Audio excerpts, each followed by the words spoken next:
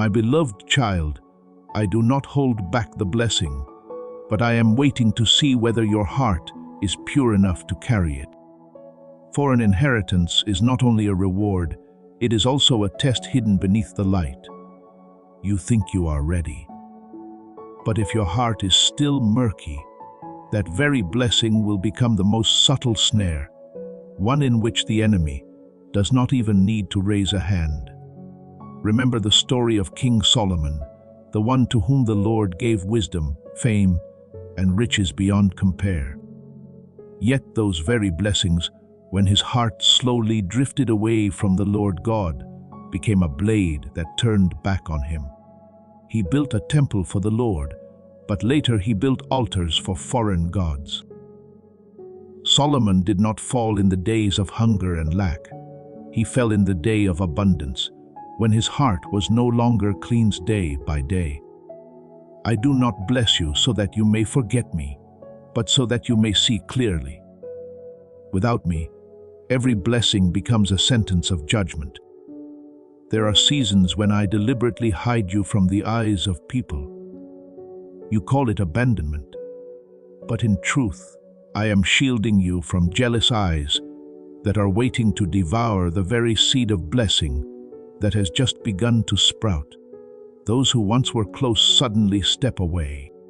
Your words seem to lose their weight, and your heart is bewildered. Lord, do you still remember me? My child, it is in that shadowed place that feels like being forgotten that I am hiding you under the shadow of my wings, so your inheritance can mature instead of being miscarried halfway. If you hastily chase the spotlight before its time, you will burn up the season of preparation I have so carefully arranged for you. There will come a time when I cause some people to leave your life, and you cannot understand why. You weep over losing them, but I breathe a sigh of relief, for there are relationships that are no longer permitted to go any further. I cut them off not because I am cold, but because I see clearly that they would become leaks through which your blessing is drained. They rejoiced when you were small, but grew uncomfortable when you began to grow in need. They were silent when you were wounded, yet quick to speak when there was a chance to slander. The tighter you hold on to them, the slower you become. For there are victories reserved only for those who dare to accept the loss of certain people. When every prayer has dried on your lips, when my silence stretches so long that your soul feels lost, that is the moment the test is being raised to a new level. You ask, Lord, why don't you speak? While I am signing the approval, I am examining whether you will still trust me when you no longer feel anything at all. For great blessings always come with great trials. The enemy is not troubled when you lack. It trembles when you remain faithful while you still see nothing. Do not give up too quickly. For many lose their inheritance, not because they lack anointing, but because they abandon their post in the last 5 minutes before the blessing is released. My child, there are seasons when I choose to be silent so that you feel as if you have been left floating in a vast emptiness. You pray but hear no answer. You knock but no door seems to open. You look around and no hand reaches out to you. Your heart closes in and your soul begins to crack, thinking that I no longer care. Yet in that very moment, I am quietly covering you in a hidden mist because the blessing I have appointed for you is drawing near. The enemy is frantically searching for ways to destroy it. If I do not hide you, you will be exposed to the jealous rage of demons and the prying gaze of people. As the scriptures say, whoever dwells in the secret place of the Most High will always be sheltered under the shadow of the Almighty. Psalm 9:11. You are not abandoned. You are being hidden by me. I know that in the season of hiddenness, your heart is easily wounded. You see those who were once close, slowly drift away. Your words suddenly seem to lose their meaning, and every door appears to shut in your face. You think you have done something wrong, that I am punishing you. But my child, this is not punishment, it is protection. There are people who are no longer allowed to hear what I am about to speak into your heart, because their lips are not pure enough to keep heavenly secrets. There are places where you are no longer permitted to remain, because the soil there is no longer clean enough to nourish the seed I have sown in you. I cut things off not because you are lacking, but because the blessing is coming too close, and I must keep you out of reach of envious souls. Understand this, my beloved, when I hide you, I do not hide you to forget you, but to grow you. I do not want you to become someone dependent on the gaze, the praise, or the approval of the world. For one destined to carry a heavenly inheritance cannot live off the fragile applause of men. If you constantly crave recognition, you will not withstand it when I place you where no one understands you. I am teaching you the value of silence, the place where my voice resounds most clearly. Only when no one stands beside you will you truly hear my footsteps walking with you. There is a truth few are willing to accept. Before I lift someone up, I always lead that person into a hidden place. Just as Moses was placed by me in the cleft of the rock when my glory passed by, so that he might survive the weight of divine splendor.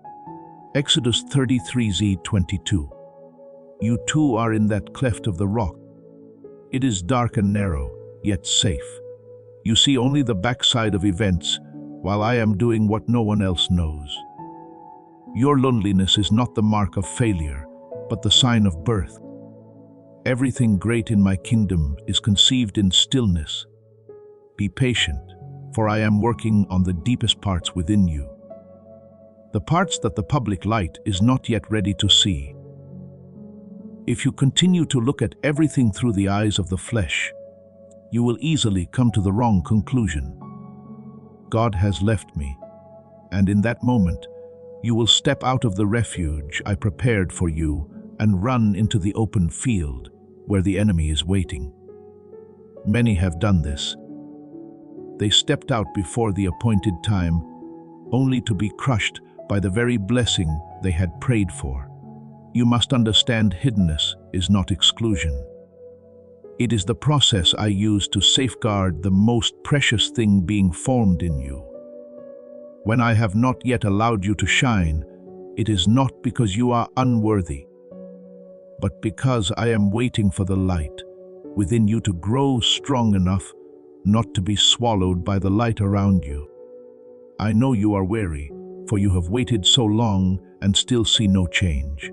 You look around, and everyone else seems to be having doors open to them, while you remain outside, knocking again and again. But my child, I have no need for you to knock on someone else's door, when I myself am building a new door meant only for you. You think you have been abandoned, but in truth, I am separating you from the crowd so that you will not be dissolved into it. I am teaching you to lean on me, not on noise, not on numbers. For you are chosen to build, not merely to blend in. A carrier of heavenly inheritance cannot be trained in the roar of applause, but only in solitude and tears. Remember David, the little shepherd boy forgotten out in the fields, while his brothers were invited to the feast with the prophet Samuel. Yet in the very moment he was forgotten, I called his name. When others thought he was unqualified, I had already seen in him a heart humble enough to be king. So it is with you today. Not because you are exalted, but because you are hidden, that the blessing is preserved. Do not fear the darkness, for I am there. Do not fear being forgotten, for I am remembering you more than ever. As long as you keep your heart at peace in that secret place, I know exactly when to open the door, and when that door opens, no one will be able to shut it. I do not want you to collapse right before the finish line. When you feel most alone, that is when I am closest. I do not want you to see only isolation. I want you to see the cloak of protection wrapped around you. I do not want you to hear only the silence. I want you to hear my whisper within that silence. Rest in me. For when your heart is at rest, you will hear the heartbeat of my will. And when you realize that being hidden is not being forsaken, you will stop complaining and begin to give thanks. I am teaching you a lesson reserved only for the chosen. How to remain still in the dark when everything in you longs for the light. If you learn this, you will no longer tremble at silence, nor be anxious when others move ahead of you. For you will know that true blessing never arrives early. It comes at the exact moment you are strong enough to hold it, as I have promised through the prophet Jeremiah. For I know the plans I have for you, plans of peace and not of harm, to give you a future and a hope. Jeremiah 2:91. And that future, my child, is drawing closer than you think. But before your inheritance is released, I must cleanse your heart of fear and doubt. I need you to learn to be silent yet still believe, to be hidden yet still rejoice, to see nothing yet remain faithful. For only hearts refined in hiddenness are strong enough to keep the blessing without letting the blessing destroy them.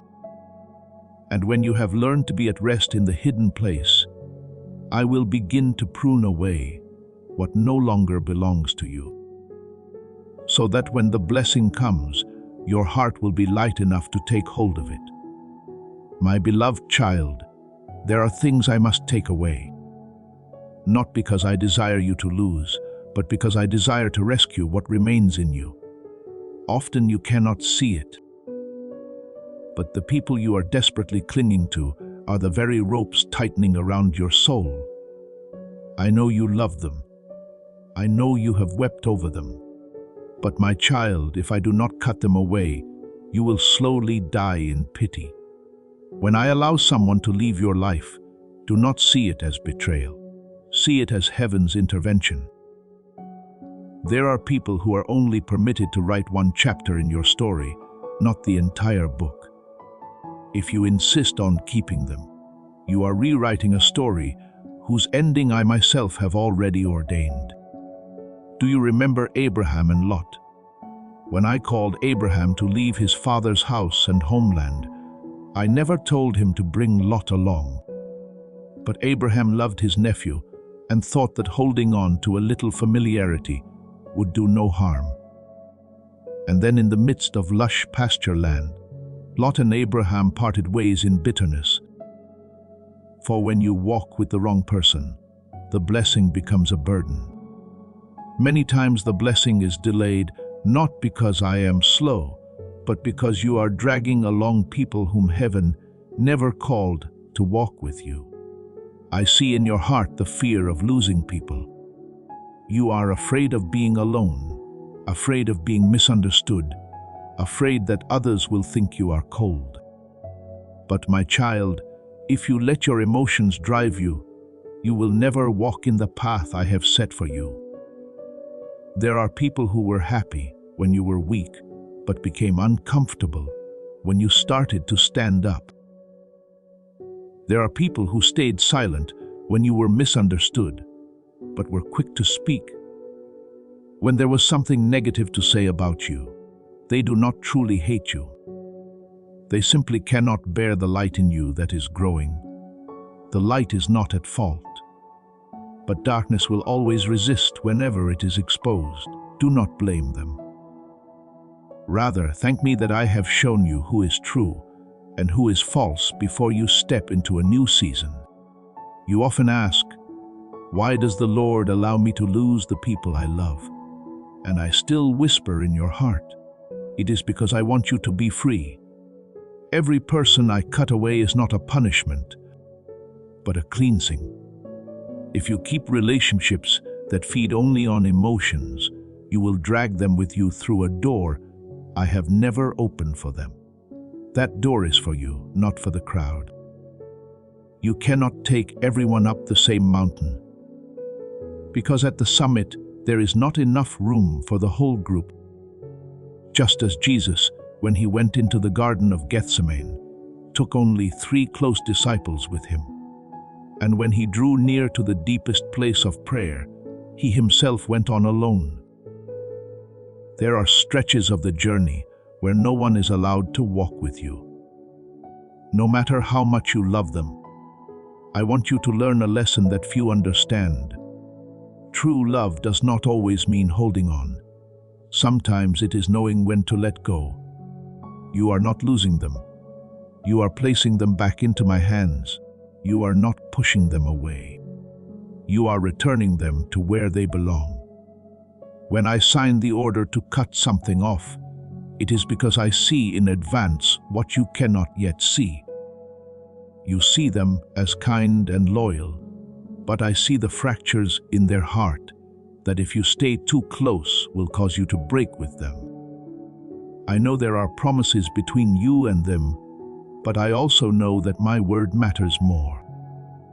A covenant bound only by human emotion will never outlast a promise that has been written in the blood of the Lamb. I want you to look back at yourself.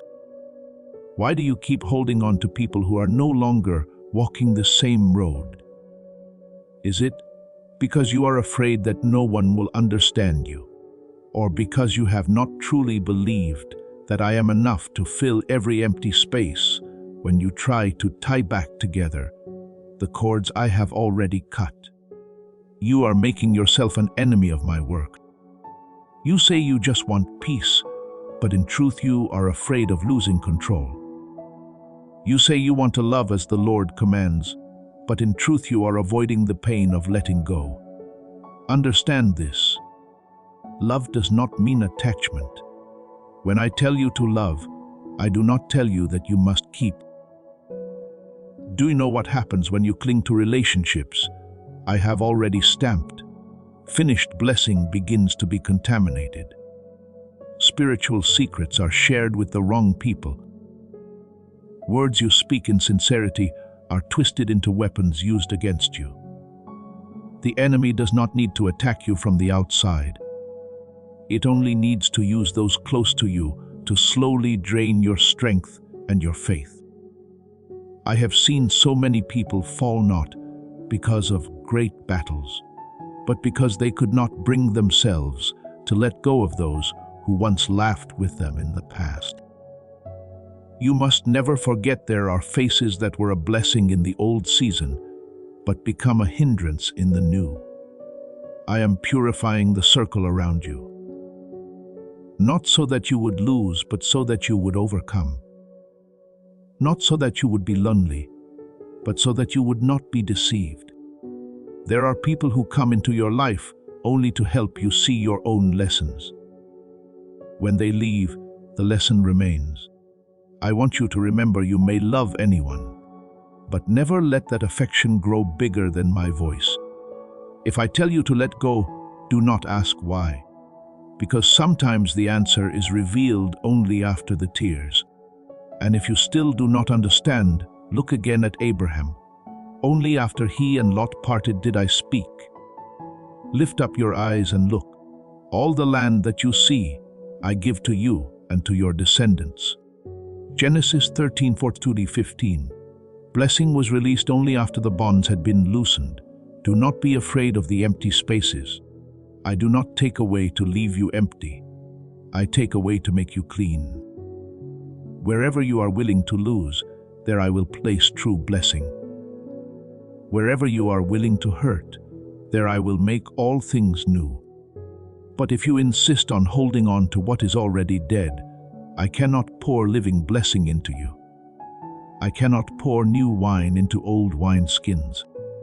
You must allow me to make them new, even if that process makes you bleed. Trust that the wound of today is the doorway to the glory of tomorrow. And when you have learned how to let go, you will taste a strange, unshakable peace. You will no longer weep over those who leave, but will give thanks that I let their true face be revealed early. You will begin to discern who is truly called to walk with you and who has only been feeding off the blessings on your life. You will learn to choose silence instead of arguments, to choose prayer instead of complaint, because you know that I am clearing the table to prepare a new feast. I tell you this so your heart may rest. No loss in me is ever meaningless. Every person I remove is a weight you no longer need to carry. Every door I close is a wrong road you will not have to pay for. Every tear that falls when you release is a seed I am watering for the next season. So do not regret, do not panic, do not try to go back. You do not need old relationships to be complete.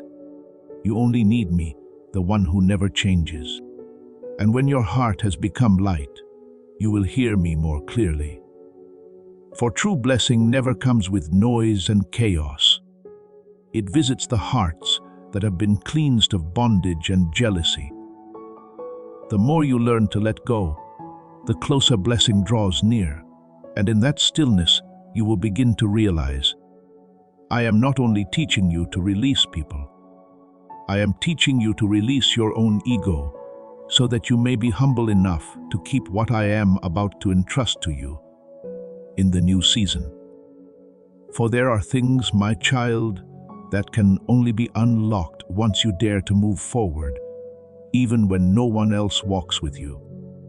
And from the moment you truly learn how to walk alone in me, blessing will no longer be blocked. Because now no hand but mine has the right to hold your life. My beloved child, one of the most subtle traps the enemy sets is to make you think that my silence is proof that I am doing nothing. It whispers, God has forgotten you. Maybe that promise was just your imagination. And then your heart begins to waver. Your faith starts to crack bit by bit like a small lamp whose oil is running out. But I say this to you, my silence never means my absence. When you do not see me moving, that is when I am arranging all things in depths your eyes cannot reach. Like a seed buried in the soil, no one sees it sprouting, yet in the darkness it is growing. I know you are tired of waiting, waiting for the promise to be fulfilled, waiting for the door to open, waiting for what I have spoken to become reality. With each passing day, your heart feels weaker, and you begin to ask yourself, maybe I misunderstood God's will. But my child, you are not wrong. You are simply walking through the hardest part of the test. Every promise of mine must pass through the fire of time, so that faith may be refined like pure gold. If I gave you the blessing the moment you asked, you would never learn how to keep it. Waiting is not delay. Waiting is the process by which I raise your faith to a higher level. As Scripture says, faith is being sure of what we hope for and certain of what we do not see. Hebrews 1:11. And it is precisely when you see nothing that true faith is born. I see every night when you want to give up. You kneel to pray and rise again with a heart full of doubt. You think maybe I am not good enough, or maybe God reserved that for someone else. But my child, I never chose you because you were good enough. I chose you because I wanted to reveal my kindness through you. What you are waiting for is not a reward for perfection, but the fruit of faithfulness. I am teaching you a kind of faith that does not rest on outcomes, but on relationship when you are still chasing results. You will be anxious. When you are only seeking me, you will be at peace. For if you have me, you never truly lack anything. Many think that faith is standing firm in the midst of a great storm. But true faith is remaining on your knees even when you have no strength left. When you are exhausted and still believe that is when heaven is signing decrees. I am not silent just to test you. I am silent to position you, That silence is a test of love. Will you remain when there is no more comfort? When all signs disappear and only my word remains? Will you still hold fast, my child? Do not fear the silence, fear losing your faith in the waiting. For if you give up in the final minute, you will never know that with just one more moment, I was ready to step in. I have seen many stop right before dawn. They have walked almost the entire journey, then turned aside because they were tired, impatient, thinking I was too slow. They search for solutions that are easier and faster. But in that very place, they lose their true inheritance. You must not follow that path. Remember Abraham, who waited for years for the promise of a son. When his heart grew impatient, he listened to his wife's idea and brought forth Ishmael. And that decision brought many troubles upon his descendants. Sometimes what comes faster is not what is right. Please know that every seed you plant in this mission will grow into a torch that shines in someone else's darkness. Giving to this work through the link in the description or the pinned comment, whether by buying a coffee, making a donation, or becoming a member of our Ko-Fi community, does not go to a channel. Your actions are supporting a divine mission to save lost souls. Heaven moves through willing voices, but it grows through hearts that are kind. This is what I say over you now. Each gift you give is like a stream of living water that flows into the life of someone who needs healing. Give, and it will be given to you, is not just a verse for Jesus. It is a living promise that shapes your future. Allow me to invite you now with a simple act of faith. Come into this moment with purpose, with honesty, and with hope. The money you give today is not a donation. The act of spiritual obedience that lets your heavens open is what opens them. Let go of your seed and see what God brings back into your life. I work within time, but I am not bound by time. As for you, if you do not learn to trust me amid delay, you will miss the greatest lesson of the one who lives under grace. You need to understand that waiting is not an empty gap. Every moment you spend there is a moment I am preparing you for what you have asked for. If you receive the blessing while your heart is still unready, that blessing will crush you. I do not want you to collapse under the weight of your own prayers. Look at Joseph. If he had left the prison earlier, he would never have met Pharaoh. If he had been rescued by human hands, he would never have been placed in the position I intended. It is the same with you. There are doors I have not yet opened. Not because I forgot, but because I am rewriting the foundations so that when you step in, you will stand firm and not fall. I know there are times when you want to quit, to take a break. You look at others who seem to have it easier, who seem to be blessed more quickly, and you begin to compare. But my child, I did not call you to follow them. I called you to follow me. Their journey is not your journey. I have placed in you a different kind of grace. A grace that is born through tears, solitude, and waiting. Do not let the haste of others make you lose the rhythm of my steps. For I do not run, I lead.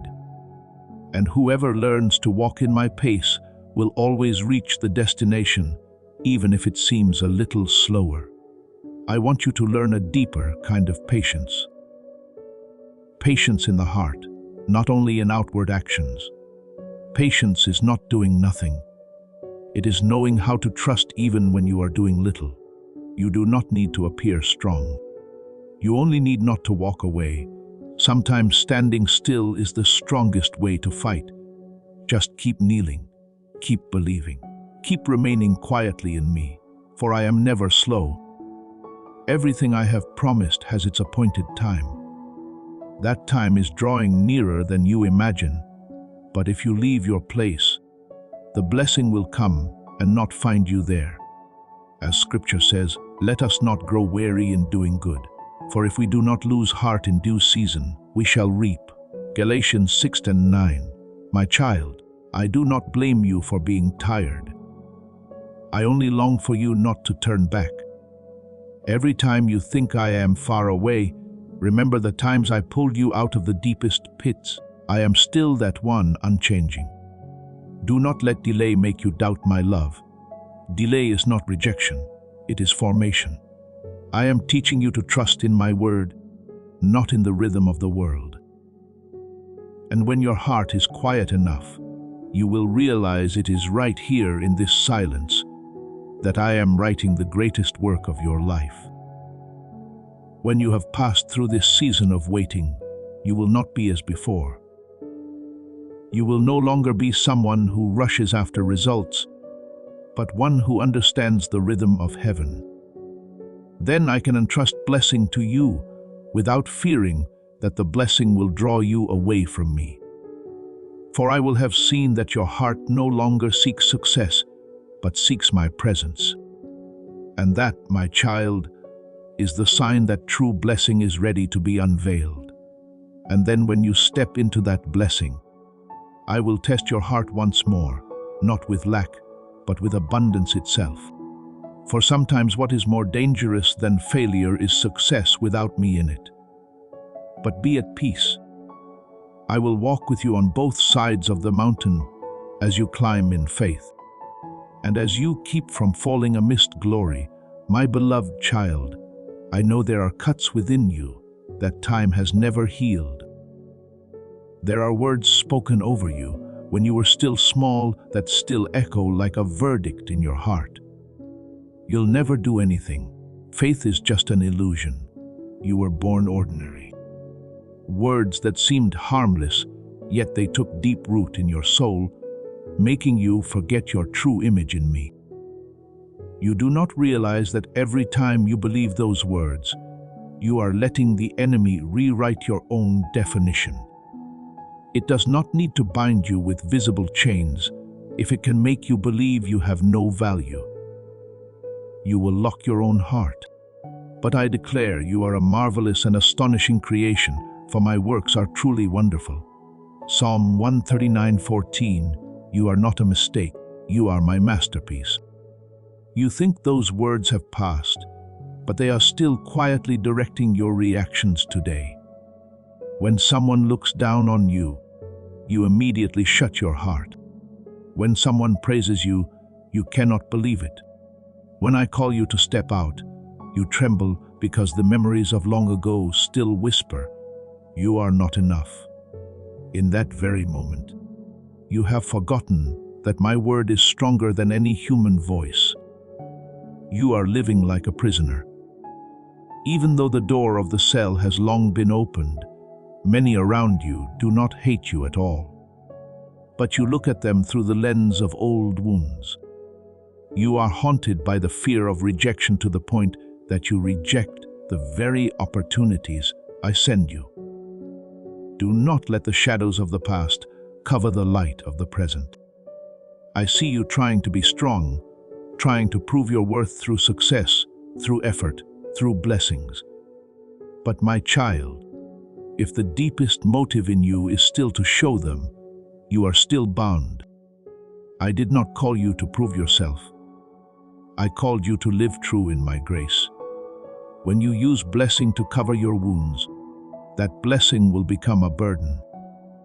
For I do not give you blessings so that you can run away from your memories, but so that you may use them to bring healing to others. You do not need success in order to have value. You have value.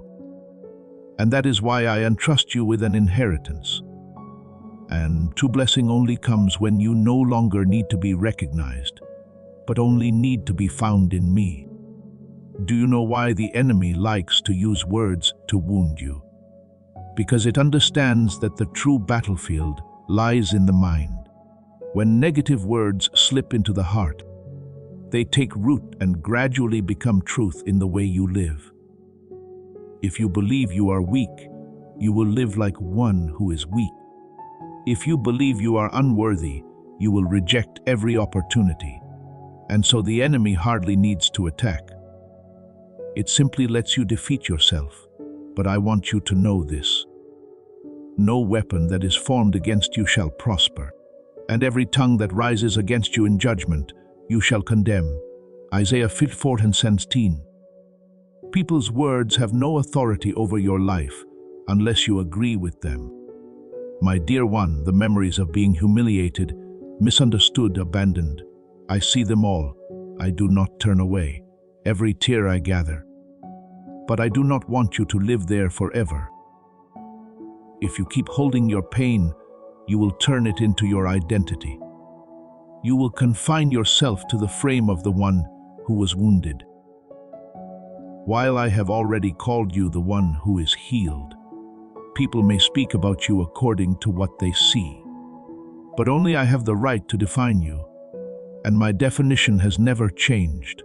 You are the child of the king.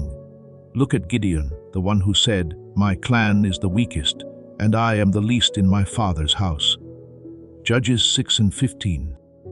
But I looked at him and said, "The Lord is with you, mighty warrior."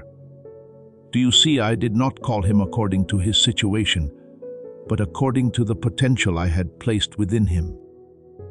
In the same way, my child, I do not call you according to your past, but according to the destiny I have written.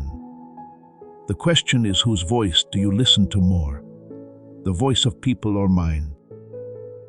If you keep listening to the old voices, you will remain trapped inside an outdated version of yourself. But if you dare to believe my fresh word, you will be reborn right on the very ground that once caused you pain. I know there are wounds that are not easy to touch. You have hidden them so deeply that you think you have forgotten them. Yet they still quietly steer your every reaction. You avoid love, fear, closeness, fear trusting. You look at people through a mist of suspicion, and I see you building walls between yourself and the world. But my child, how can light come in if the walls do not fall? I do not want you to pretend to be okay. I want you truly healed. Let me touch the parts you do not dare to speak of. Do not be afraid, for I do not come to condemn, but to heal. Every part of you that you think I will reject is precisely the place where I want to begin again. When I heal, I do not merely mend, I make new. I do not simply erase memories. I rewrite their meaning. What once caused you shame, I will turn into testimony to grace. The pain that once silenced you, I will turn into a voice that awakens many other souls. I will make those who once despised you have to confess, only the Lord could have done this. But for me to do this, you must allow me to touch you. You must stop your self-protection. For it is your defenses that have kept you imprisoned longer than the original wound. Look deeply within. Are you afraid of what people will say? Or are you afraid to face yourself? If you know who you are in me, human voices will lose their weight. If you understand that blessing is given to glorify me, you will no longer need to prove anything. I do not need you to be perfect. I need you to be real. For I can only touch the parts you dare to bring into the light. Do not fear the light. It does not come to burn you, but to cleanse you. When I begin to give you an inheritance, I do not only give money or position. I give back to you the true worth that the world has stolen. My blessing is not only in material things, but in freedom. Freedom from shame, from fear, from having to play the role of the strong one that I never asked of you. When you are freed from the chains within, every blessing on the outside will endure. If your heart is still torn, blessing will be like a beautiful garment thrown over a wounded body.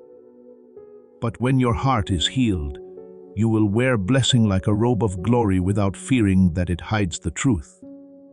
My child, let me say this to you in the quiet. No one has the right to define you but me. No word, however bitter, can erase your name from my hand.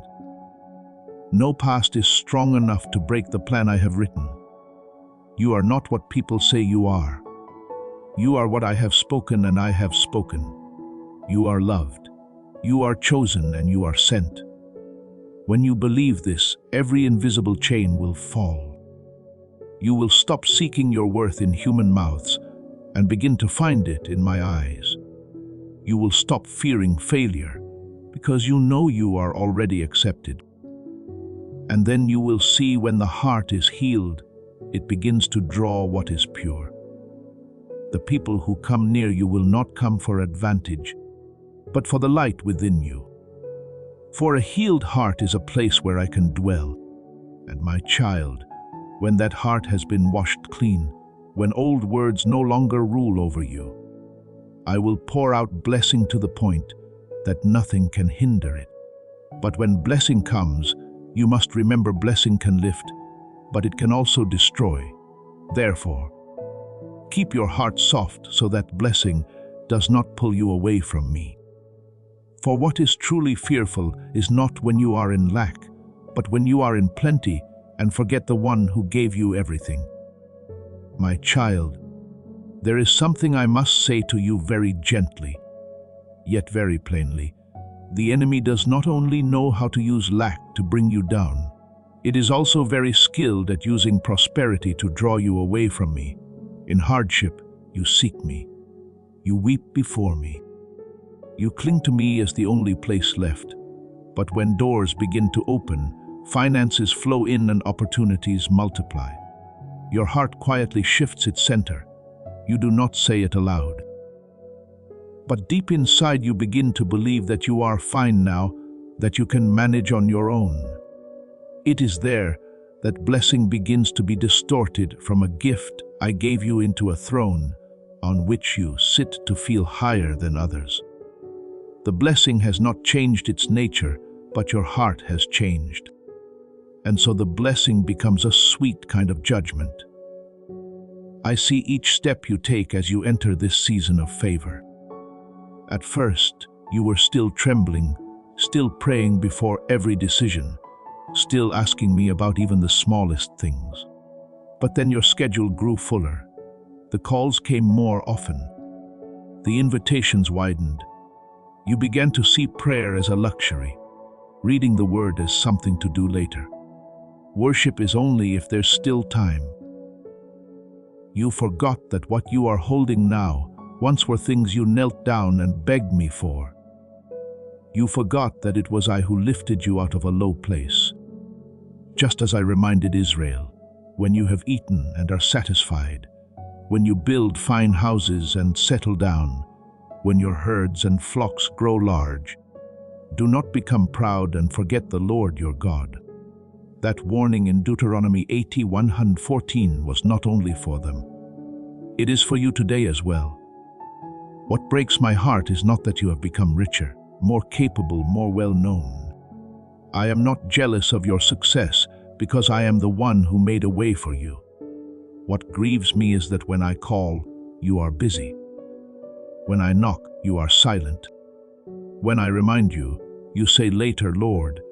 You gradually value people's gaze more than mine. You weigh whether a decision fits your personal image, more than whether it aligns with my will.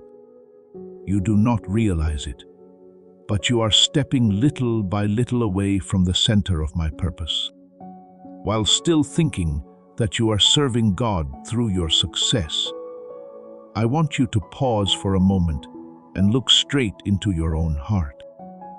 If I took away everything you have right now, would your life still feel meaningful if every ministry, position, amount of money, and all your reputation were taken from you in a single day?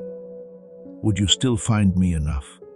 Because my child, if when the blessings disappear, you feel that you have lost everything, then those blessings have already become your God. I do not want you to worship the inheritance. I want you to walk with the one who gives the inheritance. As Jesus said, what good will it be for someone to gain the whole world, yet forfeit their soul? Matthew 1:6-26 was not written to scare you, but to draw you back to balance. You must understand the blessings themselves are not evil, but your clinging to them is the real issue. When you begin to think you deserve everything you have, when you place yourself at the center of the story, when you forget that all is grace, at that moment the blessing has changed roles from servant to master. I have seen many who loved me passionately in the days of small beginnings, but grew cold as they were lifted up. They were not crushed by suffering, they were worn down by comfort. It was not the storm, but the soft bed that put them to sleep. I do not want you to become one of them. I also see how you gradually adjust your standards to match the appearance of blessing. There were invitations at the start that you clearly knew did not come from me. But because they were so attractive, so reasonable, you convinced yourself. Surely God is okay with this too. You began to sign tiny compromises, small deviations, little things that don't matter. Everyone does it. But my child, every compromise is one more step away from your spiritual safety zone. True blessing does not need you to cheat to keep it. Only what does not come from me needs deceit in order to survive. If you have to hide it, avoid the light, dodge the truth, then it is no longer a blessing, it is a snare. I am not saying these things so that you will fear blessing, but so that you will know how to guard your heart in the midst of blessing. I do not desire that you be poor in the physical sense. I desire that you be wealthy and yet remain tender before me. I long for you to have an inheritance, so that through it you can lift many up, help many suffering souls. Open your heart wider to those who are weaker. But if that inheritance only makes you build higher walls, increase the distance between you and others, drive you away from the poor, the broken, and even away from the house of prayer, then that inheritance is slowly consuming you. A blessing that comes from me must draw you closer to me, not pull you away.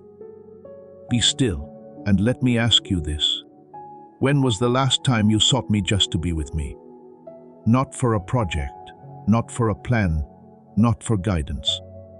When was the last time you wept before me? Not because of the pressure to succeed, but because you longed to be nearer to me. When was the last time you dared to let go of a lucrative opportunity, simply because it dimmed my voice in your heart? These questions are not to condemn you, but to bring the focus back into view. For wherever your heart feels at home, that is where the true Lord of your life is. I want to teach you the art of living in blessing, without being controlled by it. It is to keep the habit of bowing lower every time you are lifted higher. The higher you rise, the deeper you must kneel. The more you hold, the more you must be willing to release. Do not grip so tightly that your hands become rigid, so that when I want to use you, you are no longer supple enough to obey. Practice giving back to me what I have given you, not because I need it, but because you need to be reminded that you own nothing. You are only a steward. A wise steward never confuses himself with the master. My beloved child, I know there are moments when you worry. If I slow down in chasing work so I can be closer to God, will I lose my opportunities? I smile because I am the one who opens and closes doors. No door that I have reserved for you can be stolen by anyone else. The only thing that can make you lose your opportunity is when you yourself step out of my orbit. Therefore, do not be afraid to slow down in order to guard your heart. Do not hesitate to lay some things aside in order to preserve our relationship. Do not be afraid to say no to invitations where I am not present. It is better to lose one opportunity and keep your soul than to gain 1,000 opportunities and lose yourself. As the reminder given to the rich in 1 Timothy 6:17 says, "Command those who are rich not to be arrogant, nor to put their hope in wealth, which is so uncertain, but to put their hope in the living God." That word is not only for other rich people, but for anyone to whom I have given more than others in any way. Talent, influence, opportunities, resources. At any moment you can be the rich person in someone else's eyes. So do not wait until you possess a great deal to start practicing humility. Begin now. While the blessing is still just a tender shoot, the younger the tree, the more it needs to be trained in the right direction, so that later it will not have to be cut down. Let me tell you this so your heart may be at peace. I am not afraid of your success. I only fear that success might take you out of my hands. I rejoice when you are lifted up, but I grieve if on the day you are honored, you no longer recognize my voice amid the applause. I am proud when the world sees my light in you, but I am sorrowful if you use that light to shine on yourself instead of pointing back to the true source. You were not born to be a star. You were born to be a mirror. The clearer the mirror, the more sharply my image is seen. Therefore, my child, keep your heart soft before me. That is the only way for blessing not to turn into an idol. Every time you realize you are clinging to something more tightly than you cling to me, dare to lay it on the altar. Every time applause stirs your heart more than my voice does, return to the secret place. Every time your schedule fills up to the point that there is no room left for me, let me cut it back. I do not prune you to make you poorer, but so that you will not lose the most precious thing of all, your soul. On the days of lack, you thought you were in danger of collapsing. But in truth, the day you are exalted is far more dangerous. Many have not stumbled in nights of tears, but have fallen on days of celebration. I do not want that to be your story. I have walked with you in the depths of the valley, and I also want to walk with you on the mountaintop. Please know that every seed you plant in this mission will grow into a torch that shines in someone else's darkness. Giving to this work through the link in the description or the pinned comment, whether by buying a coffee, making a donation, or becoming a member of our Ko-Fi community, does not go to a channel. Your actions are supporting a divine mission to save lost souls. Heaven moves through willing voices, but it grows through hearts that are kind. This is what I say over you now. Each gift you give is like a stream of living water that flows into the life of someone who needs healing.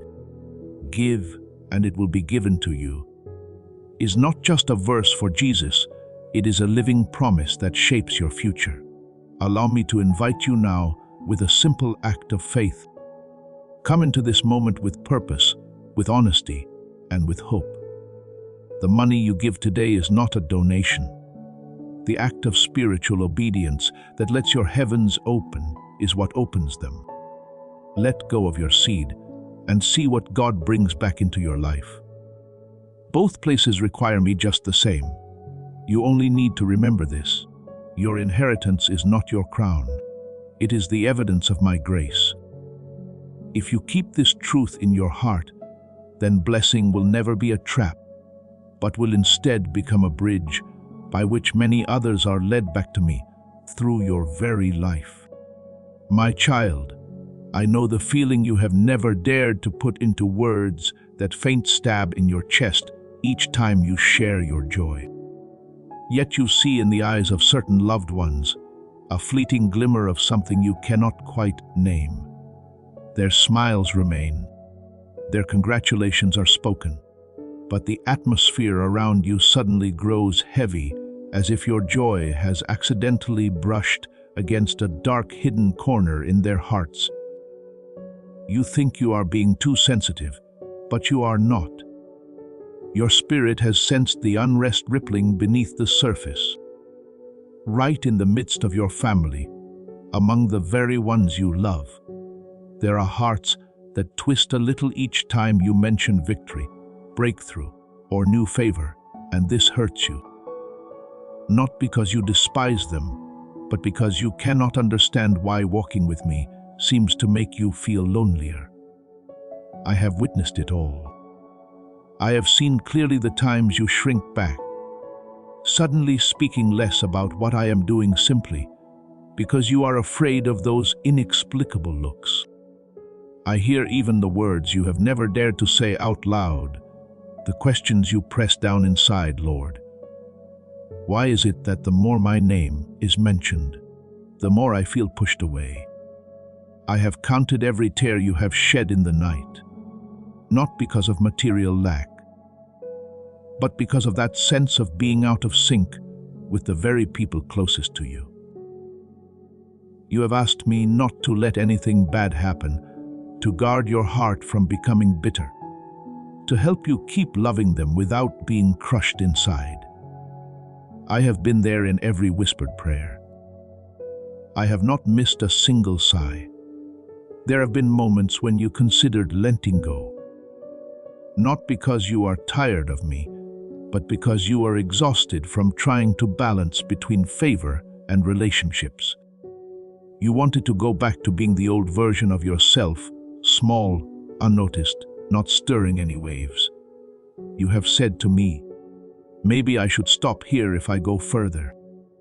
I'm afraid of offending people, afraid of dragging along things I can't handle. I have heard it all and I understand. I am not angry with you for such thoughts. I am only pained that you have not yet seen the picture from my perspective. Today I lift you up not with a voice of reproach, but with the authority of a father who knows the future already sealed. I say to you, do not return to the land from which I have brought you out. Do not walk backward on the journey just because of other people's eyes.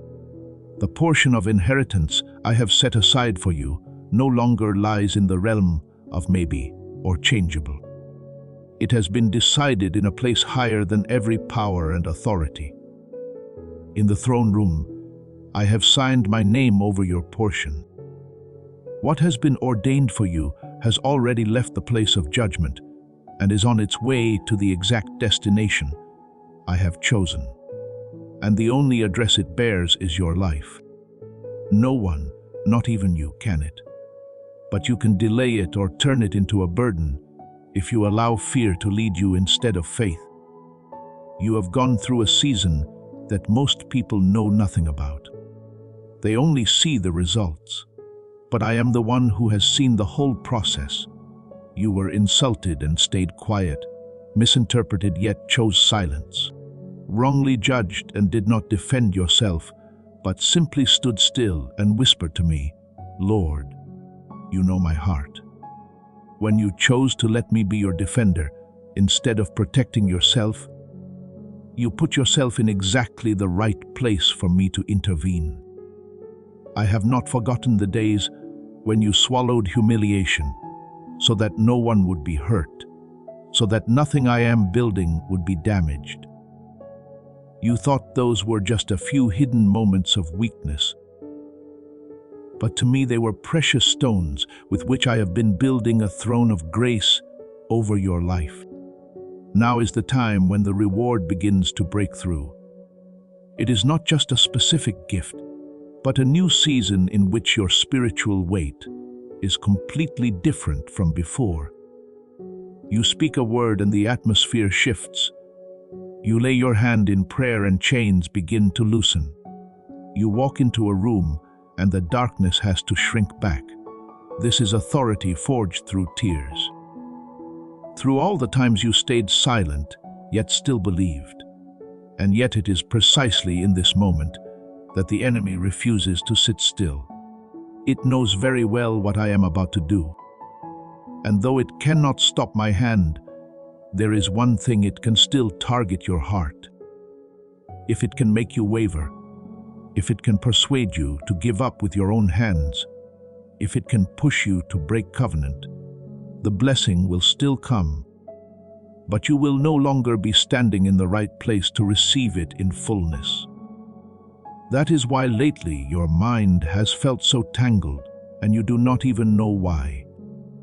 Familiar voices have begun to sound again from family, from relatives, from those who used to be close. They say things that sound very reasonable, that sound very much like they are concerned for you.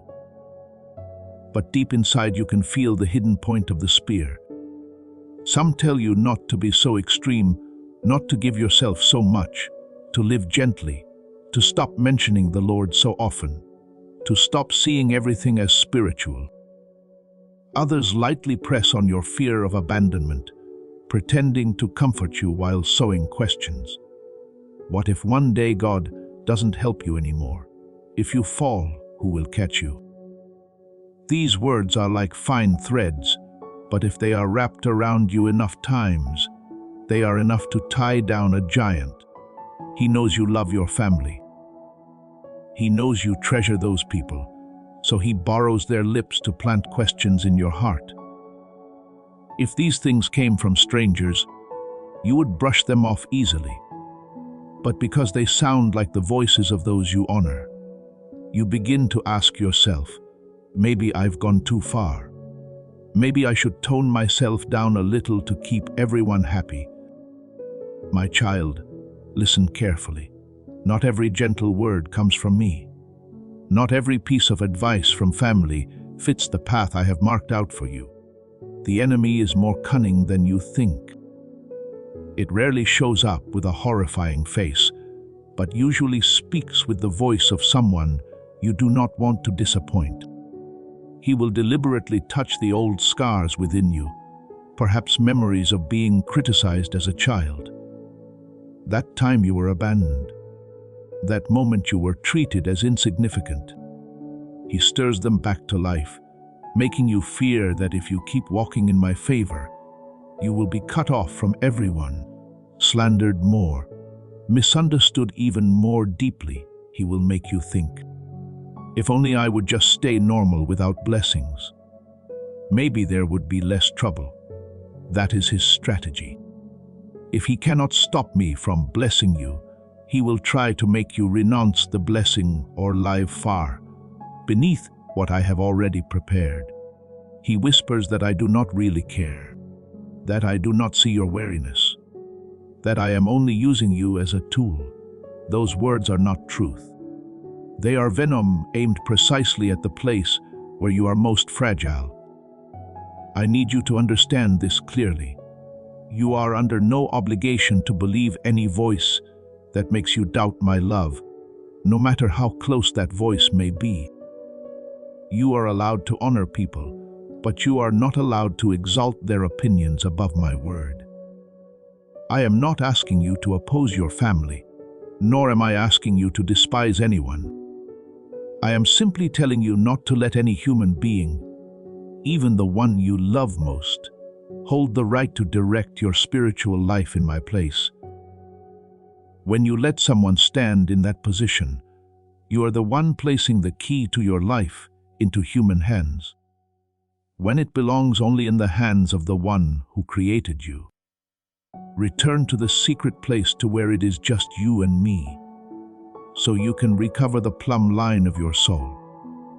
There you will recognize the difference between my voice and every other voice. My voice may correct you, may press on painful places, but it always gives you hope, always draws you nearer, always leaves you knowing that even though it is hard, you are not rejected.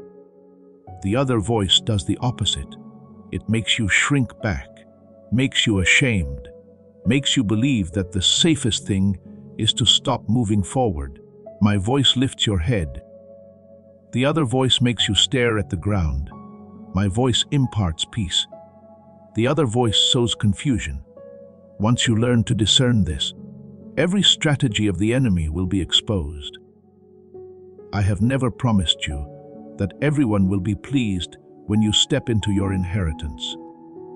In fact, the closer you draw to what I have ordained, the more people there will be who do not understand you. Some only see the surface, the compliments, the favor, the opportunities. They do not see the inner struggles, the times you die to your own ego, the midnight negotiations between you and me. They judge from afar, they compare, they envy. But my child, you are not alive to manage their emotions. You are alive to obey my will. And sometimes obeying me means accepting being misunderstood for a season. What I am looking for in you is not a forced smile in front of people, but a heart that stays soft before me, even while you must be strong on the outside. I want you to guard yourself from bitterness, from contempt, from retaliation. You may look at someone and know they are not sincere, yet still choose not to resent them, still quietly pray for them, still maintain healthy distance without feeding hatred. That is the sign of one who has grown up in me. Not letting someone else's darkness pull your heart down, and not allowing your wounds to turn you into a hardened person. I also want to remind you, do not shrink yourself down to fit other people's expectations just because you are afraid of being alone. You do not need to dim your light so their eyes will stop hurting. I did not lift you up so that you would have to ask each person for permission to keep going. If you curl yourself back every time someone feels uncomfortable, you will never complete the journey. Let me take care of their part. You simply remain faithful in yours. When you live true to your calling, some relationships will naturally change. That is not failure, but a necessary separation so that you can be free. Remember this, the inheritance I have for you is not just so you can enjoy life more, but so that you can become a channel of blessing to the very people who do not yet understand you. One day those who once doubted you may be the very ones who come to you for prayer, for encouragement, for guidance. If you stop because of them today, you will not be able to become the answer they will need tomorrow. Look beyond the present moment. See them through my eyes not as enemies, but as wounded people who do not yet know how to handle the fact that someone else's name is being mentioned more than theirs. So my child, do not collapse just because of a few uncomfortable looks. I have chosen you. I have written your name over this portion of inheritance. I have signed the decree in heaven. What remains is whether you will dare to hold your position. Do not let a few words, a wave of emotion, or old memories pull you out of the place I have set you. Keep your spirit awake, your ears sensitive to my voice, your feet planted where I have appointed. Do not walk away. Do not step back. Do not break covenant just because you are tired. You are allowed to be weak, but do not let go of my hand. I am walking with you into a very crucial stretch of the road. The blessing that is about to be revealed will expose the hearts of others more clearly, but it will also reveal your own. Decide now that no matter what people may say, you will choose to listen to me first. Let your hidden tears become intercession for your family and for those who are confused by the favor on your life. Let this inheritance not only prove that I am good to you, but also become a bridge that draws many others closer to me. And above all, remember, in the midst of 1,000 noises, there is one call that never changes. It is my voice calling your name. Day after day, hour after hour, when you are caught in the swirl of praise and criticism, come back to the quiet place where it is just you and me. There you will be reminded of who you are, whose you are, and what you are living for. I hold your hand and I do not let go. Your part is to keep your ears open so that my voice will always be louder than every other voice. As long as that remains true, The blessing will never be a trap that destroys you, but will become living evidence that I, the Lord your God, am still moving. Even in the very places that seem most filled with jealousy and misunderstanding. Listen now, my child. Before you could do anything for me, before you could preach a sermon, sign a contract, or step into any kind of success, I had already called you an heir. Not because you have an impressive resume or an admirable record or fewer faults than others, but simply because I chose to love you. It was in those nights when you collapsed yet did not dare to blame me. It was in those days of shame when you still chose silence instead of rebellion that I saw what is most precious. A heart that is not yet perfect, but is willing to stay. You could have turned your back, walked away, lived as though you had never known me, but you did not. You chose to kneel even with a heart in turmoil. You chose to lift your hands in surrender, even though you could have hidden behind a strong facade. You chose to speak blessing when your circumstances made it so easy to curse. Those small choices unseen by the world are fully seen in heaven. And because of those seemingly insignificant moments, I have signed a new covenant over your life. It is an affirmation not written in ink, but in the very blood of the Lamb. It is a decision not merely applauded in earthly meeting rooms, but sealed in the courts of heaven. The hosts of heaven do not move according to your moods, but according to the decrees I have issued over you. When I declared that you are to receive the inheritance that belongs to me, all of heaven shifted. But you must understand this. Anything that carries eternal value will always stir up opposition. Just as a priceless treasure is never left lying in the middle of the road. The blessing I have prepared for you attracts not only grace, but also the jealous gaze of darkness. Hell does not stay silent when a fragile child stands up to walk in my will. That is why I whisper in your heart, my child, stay alert. Not staying up all night in fear, but being awake in the spirit, able to discern what is my voice and what is the voice of seduction. When blessing begins to flow, you will naturally want to tell everyone to share every vision, every dream, every plan. I understand that because when you are joyful, you long for someone to share it with. But not everyone who smiles at you is truly happy to see you lifted up. Not everyone who stood by you in the days of your loneliness is mature enough to endure the new light on your life. Some people can only handle the weak version of you, not the established version of you. If you open your heart carelessly, you will find yourself pierced by blades that you yourself opened the door to. That is why I teach you secrecy. Not secrecy out of suspicion, but secrecy out of reverence for holy things. There are words I speak to you meant only for you and your Father to know together, not to be posted for the whole world to comment on. There are seeds of vision that must lie hidden in the deep soil, watered with tears and prayer, not brought out to show off in the sun when the roots have not yet taken hold. When I draw you into a quieter place, close certain conversations, narrow your inner circle, do not be quick to assume you are being cut off.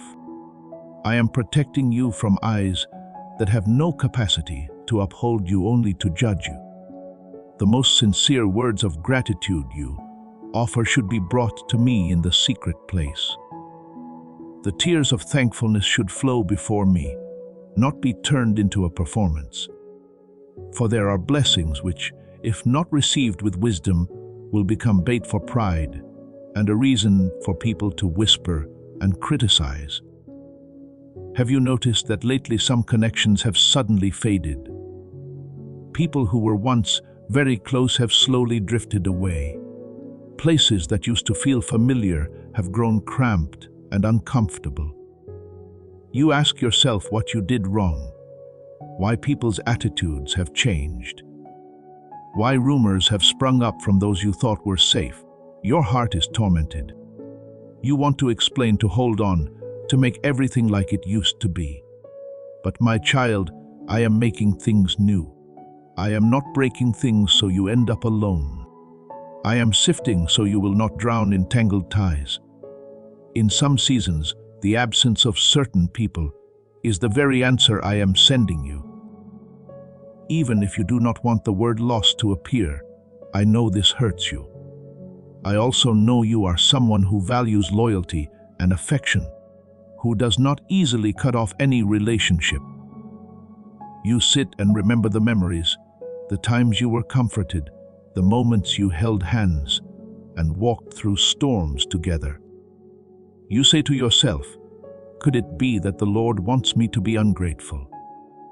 I hear every one of those thoughts. But I must remind you, gratitude is one thing. Giving people the power to steer your future is another. You may be thankful for what they have done for you, but you are not allowed to let them hold the keys to your life. I alone am the one who holds your destiny, no one else. If I see that the presence of someone in this new season will pull your blessing off the course of my purpose, I will gently nudge them in another direction. For them, I also have a plan of my own. As for you, I want to keep your path straight. You will see that the ones who remain by your side in this transitional season are those who are not dazzled by your shine, not jealous of your calling, not shaken by rumors. They do not need to know every detail, yet they still kneel to pray for you. They do not have to be tagged in every achievement, yet they rejoice when you advance. I am gathering such people and placing them closer to you. If you look only at the hands that are letting go and keep on weeping, you will miss the hands I have just placed right beside you. When I take some away, I am also adding others. But your eyes see only the empty space, so you think there has only been loss. What I am doing in your life is a cleansing at a deep spiritual level. I'm not only purifying the external environment, but also washing away the habits that have taken root in the way you build relationships. I do not want you to connect out of fear of loneliness, out of insecurity, or out of the need to feel validated.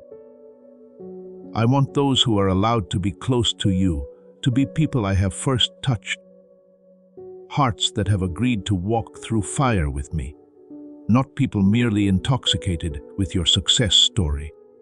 Otherwise, in time, those very relationships will become the conduit through which your blessing is drained and my name is dishonored. You may say, but I don't want anyone to be hurt because of me.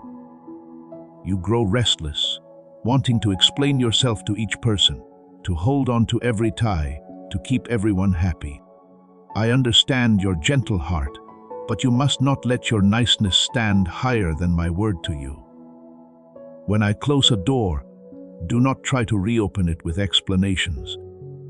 When I remove someone from your inner circle, do not pull them back in just because you feel guilty. As this awakening grows inside you, know that helping with this mission is not a joke. It is a sign from God. You can support this work through the link in the description or the pinned comment, whether by buying a coffee, making a donation, or becoming a member of our Ko-Fi community. By doing so, you become part of Jesus' plan to save souls who are still stuck in fog. Every seed turns into light that fights against darkness. If you water others, you will be watered yourself, Jesus says. This is not history, it is a living promise about your future. Come into this moment with faith and a plan. What God has already planned for your life can be unlocked through your giving. If you keep doing that, you will remain stuck in a whirlwind of emotions. And the blessing I have prepared for you will be delayed over and over again. Grace is not bending to please everyone. Grace is the strength to obey me, even when others do not understand. Learn to place your hand over your chest and say, "My heart belongs to the Lord," for that is where the fiercest battle line is drawn right now. Your heart is the home where I long to dwell. But the enemy also fiercely wants to occupy that place.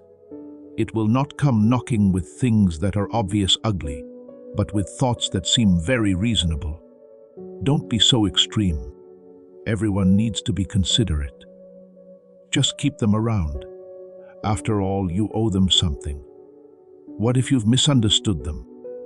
It causes you to doubt the promptings that the Holy Spirit is placing within you, leaving you confused about whose voice to follow. In those moments, return to the secret place. Do not debate with the crowd.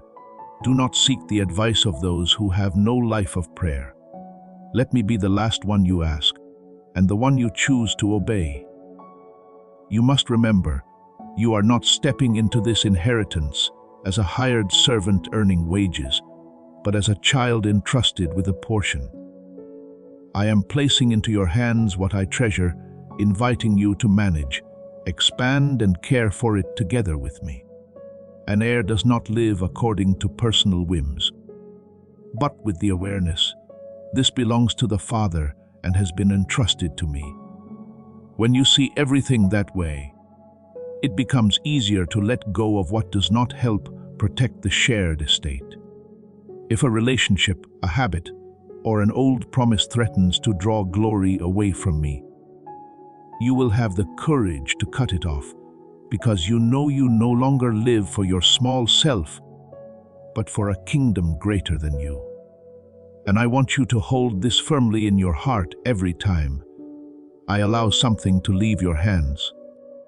It is not to leave them empty, but to make room for something greater, purer, and truer. Every time you feel you are being stripped, ask instead, "Father, are you making space? I do not play punishment games with you. I am preparing a place."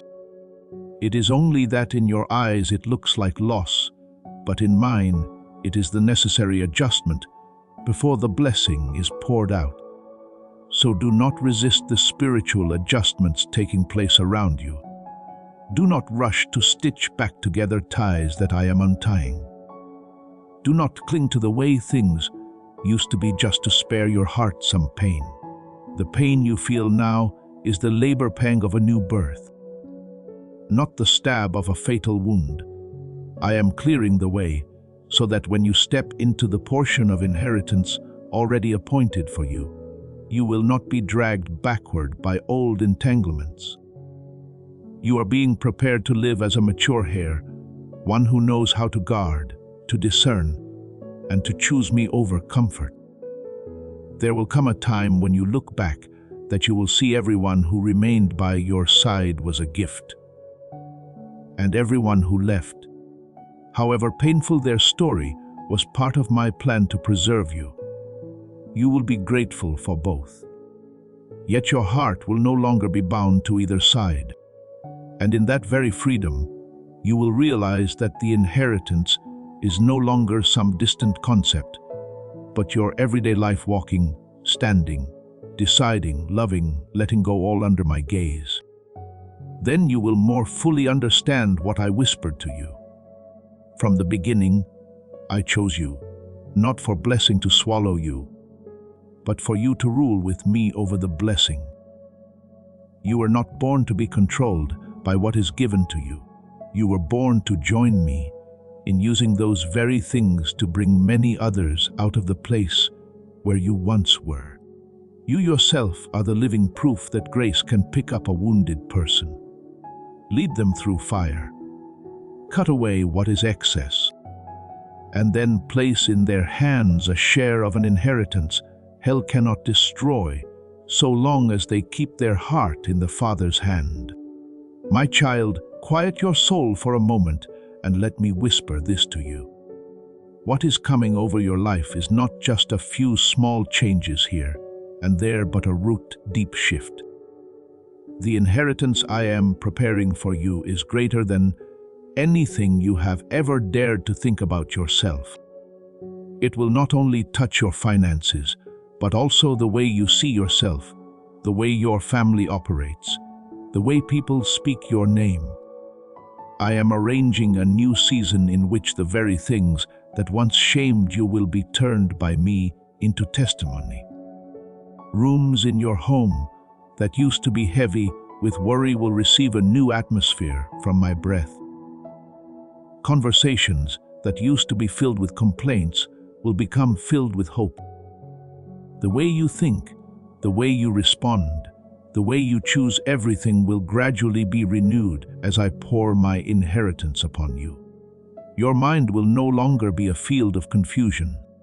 And as before, I am slowly intervening in your old patterns of thought, replacing them with understanding that comes from the Holy Spirit.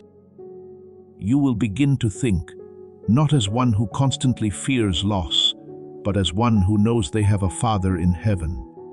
You will discover that you no longer ask, "Am I worthy of this?" but instead begin to ask, "Father, how do I use this in line with your will?" That transformation of thinking is the deepest part of the inheritance. For when your mind is renewed, you will know how to walk in blessing without being devoured by it.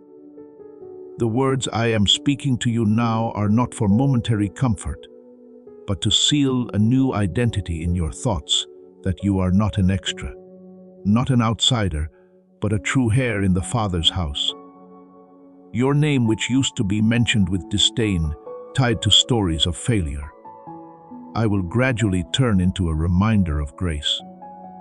I do not promise that people will suddenly like you, but I guarantee that the story around that name will be different. When people speak of you, they will not only talk about your stumbles, they will have to witness how I lifted you up.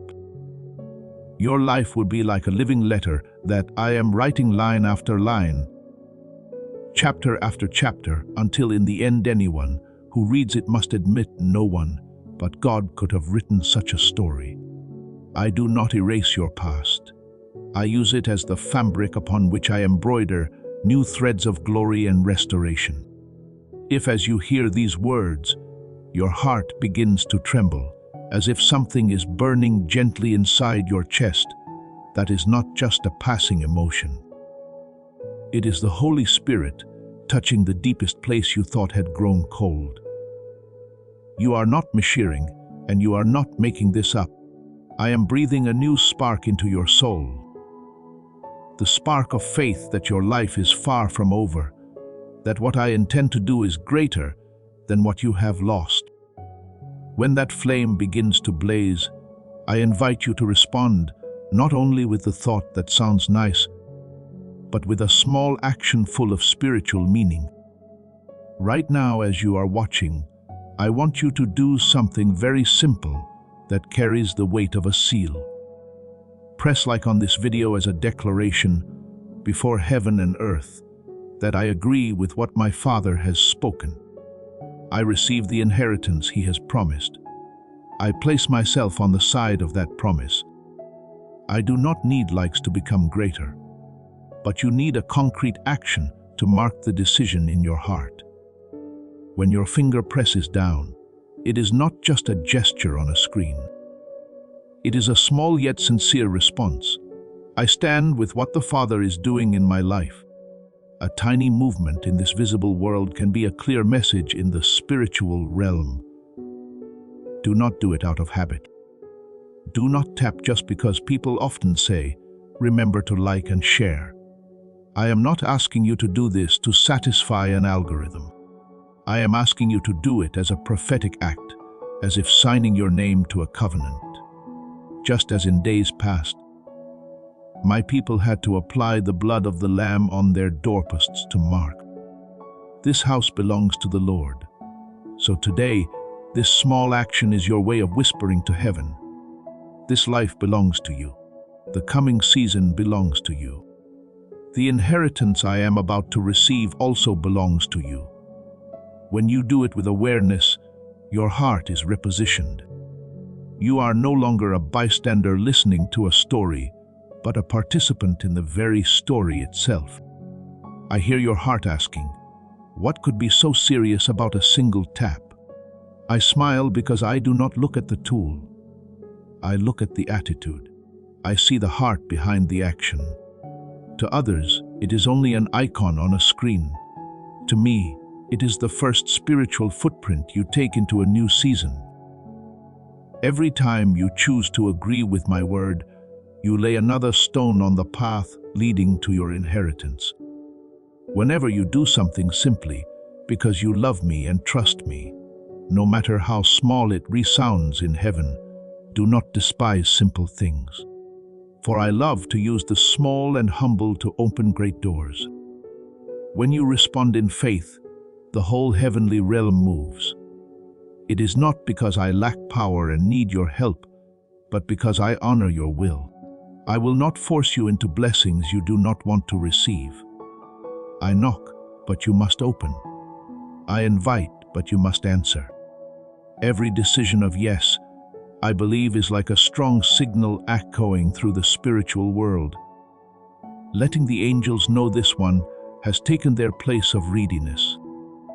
The enemy sees it too, and it understands that it is no longer so easy to push you down as before, because now you are standing on a different foundation. The foundation of faith that has been tested. Think back on how many times the enemy has tried to crush you. It has used the words of acquaintances, of family members, of those you thought were friends to stab the softest place in your heart. It has attacked your body with exhaustion and sickness to make you doubt my love. It has assaulted your emotions, leaving you drained, weary of living, even at times wishing you could simply disappear. It has whispered, "Why keep praying? Everything is ruined already." It has pushed you into corners where all you see are walls just so you would believe that your future is nothing but a dead end. It has twisted every angle and changed every tactic just to make you stop, give up, and walk away. And yet, look, you are still here, even when you walked very slowly, even when you could only drag yourself one step at a time, even on those nights when you had no words left to pray except a sigh. You still did not turn your back on me. You still opened your heart to listen. You still had just enough strength to seek out my words. You still quietly hoped even when you dared not say it aloud. To others that may seem small, but to me you have won more victories than you realize. You have come through battles that only you and I know about. Every time you chose not to return to old sins, not to quit halfway, not to deny me in your heart. In all those moments, you were sowing seeds of inheritance for yourself. It is precisely because you did not stop that now you are very close, closer than your feelings tell you.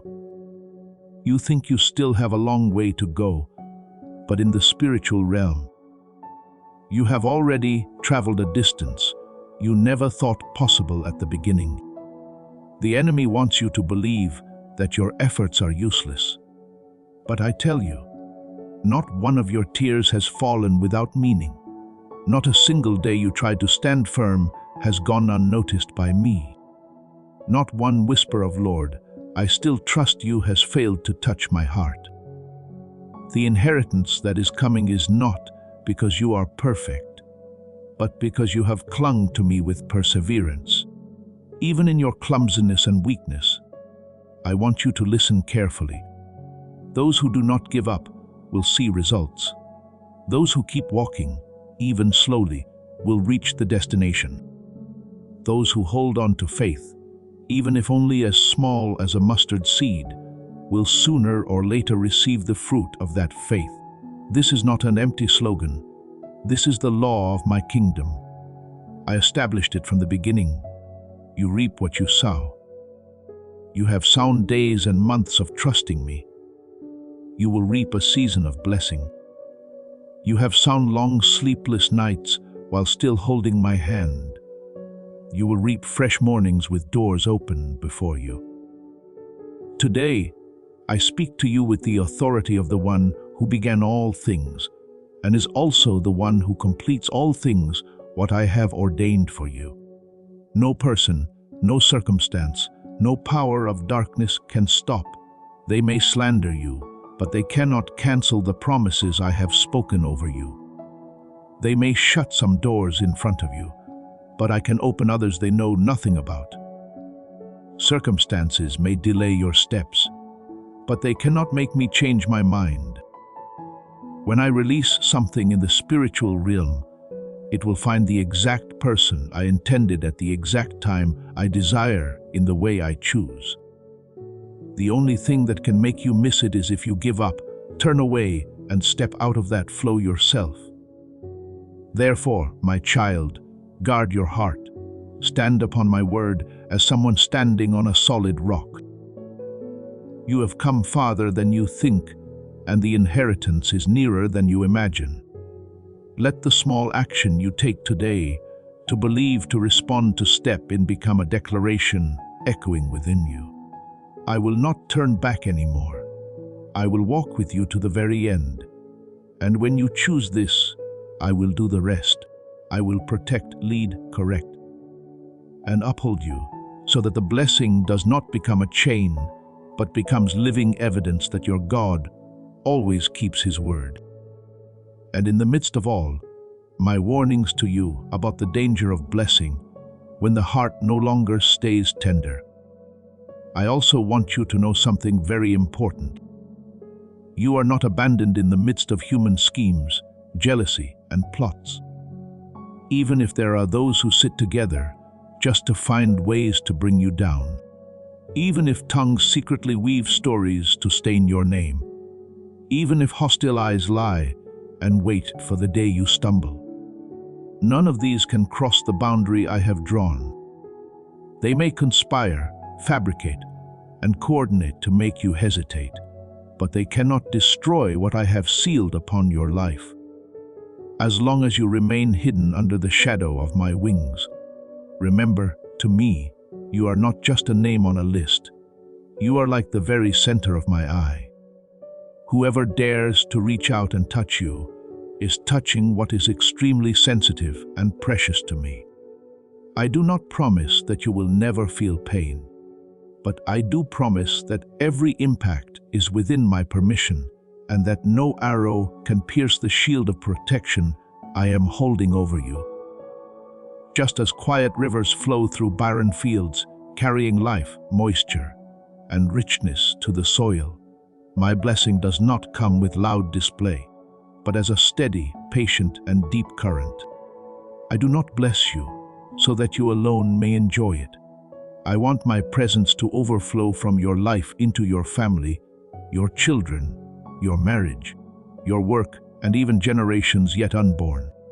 I desire that your home become like land touched by the early rain, where seeds once thought dead suddenly revive, sprout, and bear fruit. I long to see in your family not only an abundance of daily provision, but genuine laughter, forgiveness, and a peace that storms on the outside cannot erase. I yearn for you to taste a kind of success the world cannot define. Success without losing your soul. Having much yet keeping a simple heart. Standing at many crossroads, yet still choosing me as the main direction of your life. But for all of this to become reality, my child, there is one thing you cannot overlook. You must learn to trust the plan that my own hand has drawn for you. Your life is not a chain of random events, much less a game of chance. Before you ever appeared in this world, I already knew your whole journey, every stumble, every place you would turn back. Every day when you would be too tired to take another step. I am never surprised by any decision you make. I simply wait patiently for you to return, so that together we can adjust the missteps, mend the broken segments, and keep leading you in the right direction. But you can only experience this when you decide to place your heart in my hands, instead of trying to control everything with your own worries and calculations. I see within you two opposing pulls. On one side is my call, inviting you to rest in the arms of the Father. On the other is the voice of fear, constantly urging you to take care of yourself, to protect yourself, to hold on tightly so you don't lose anything. Whenever you find yourself standing at a crossroads, I still whisper very gently, "Will you dare to trust me?" Trusting me is not about closing your eyes, stepping at random, and hoping everything will somehow turn out better. Trusting me is daring to choose obedience to my word, even when you do not yet see the immediate result. Trusting me is daring to accept losing a few short-term benefits in order to keep your heart whole before me. Trusting me is daring to walk the road few others choose, even when people look at you and do not understand. It is precisely this kind of trust that becomes the key that opens the treasures I have already stored up for you in the spiritual realm, waiting for the right appointed time to be poured out. My dear child, when you let me hold your hand, I do not only lead you through smooth, level paths. I will walk with you even when the road is rough, when the sky grows dark, and when all around you are the roaring voices of fear.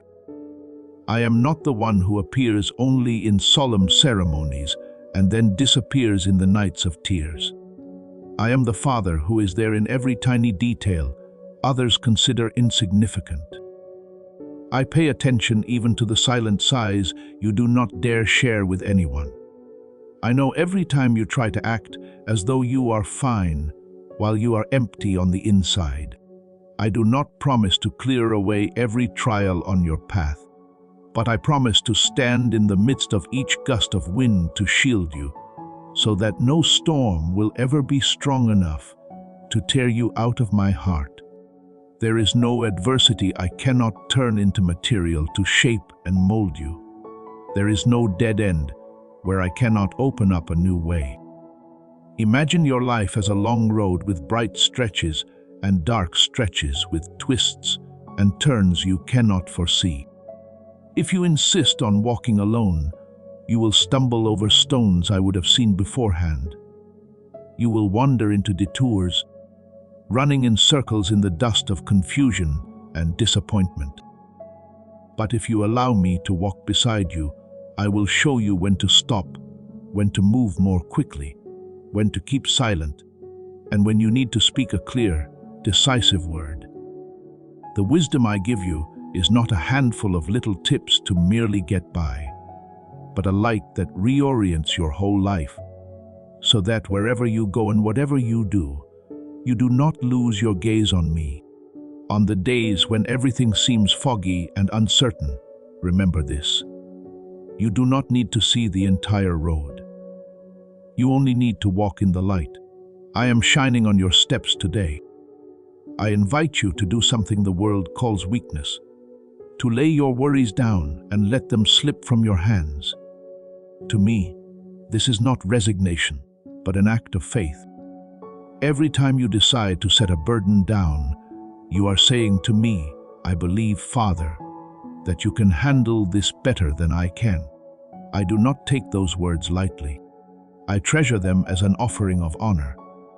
I want you to picture every anxiety, fear, and haunting thought in your heart as heavy stones tied to your cloak. The more you clutch them to yourself, the harder it is to lift your head.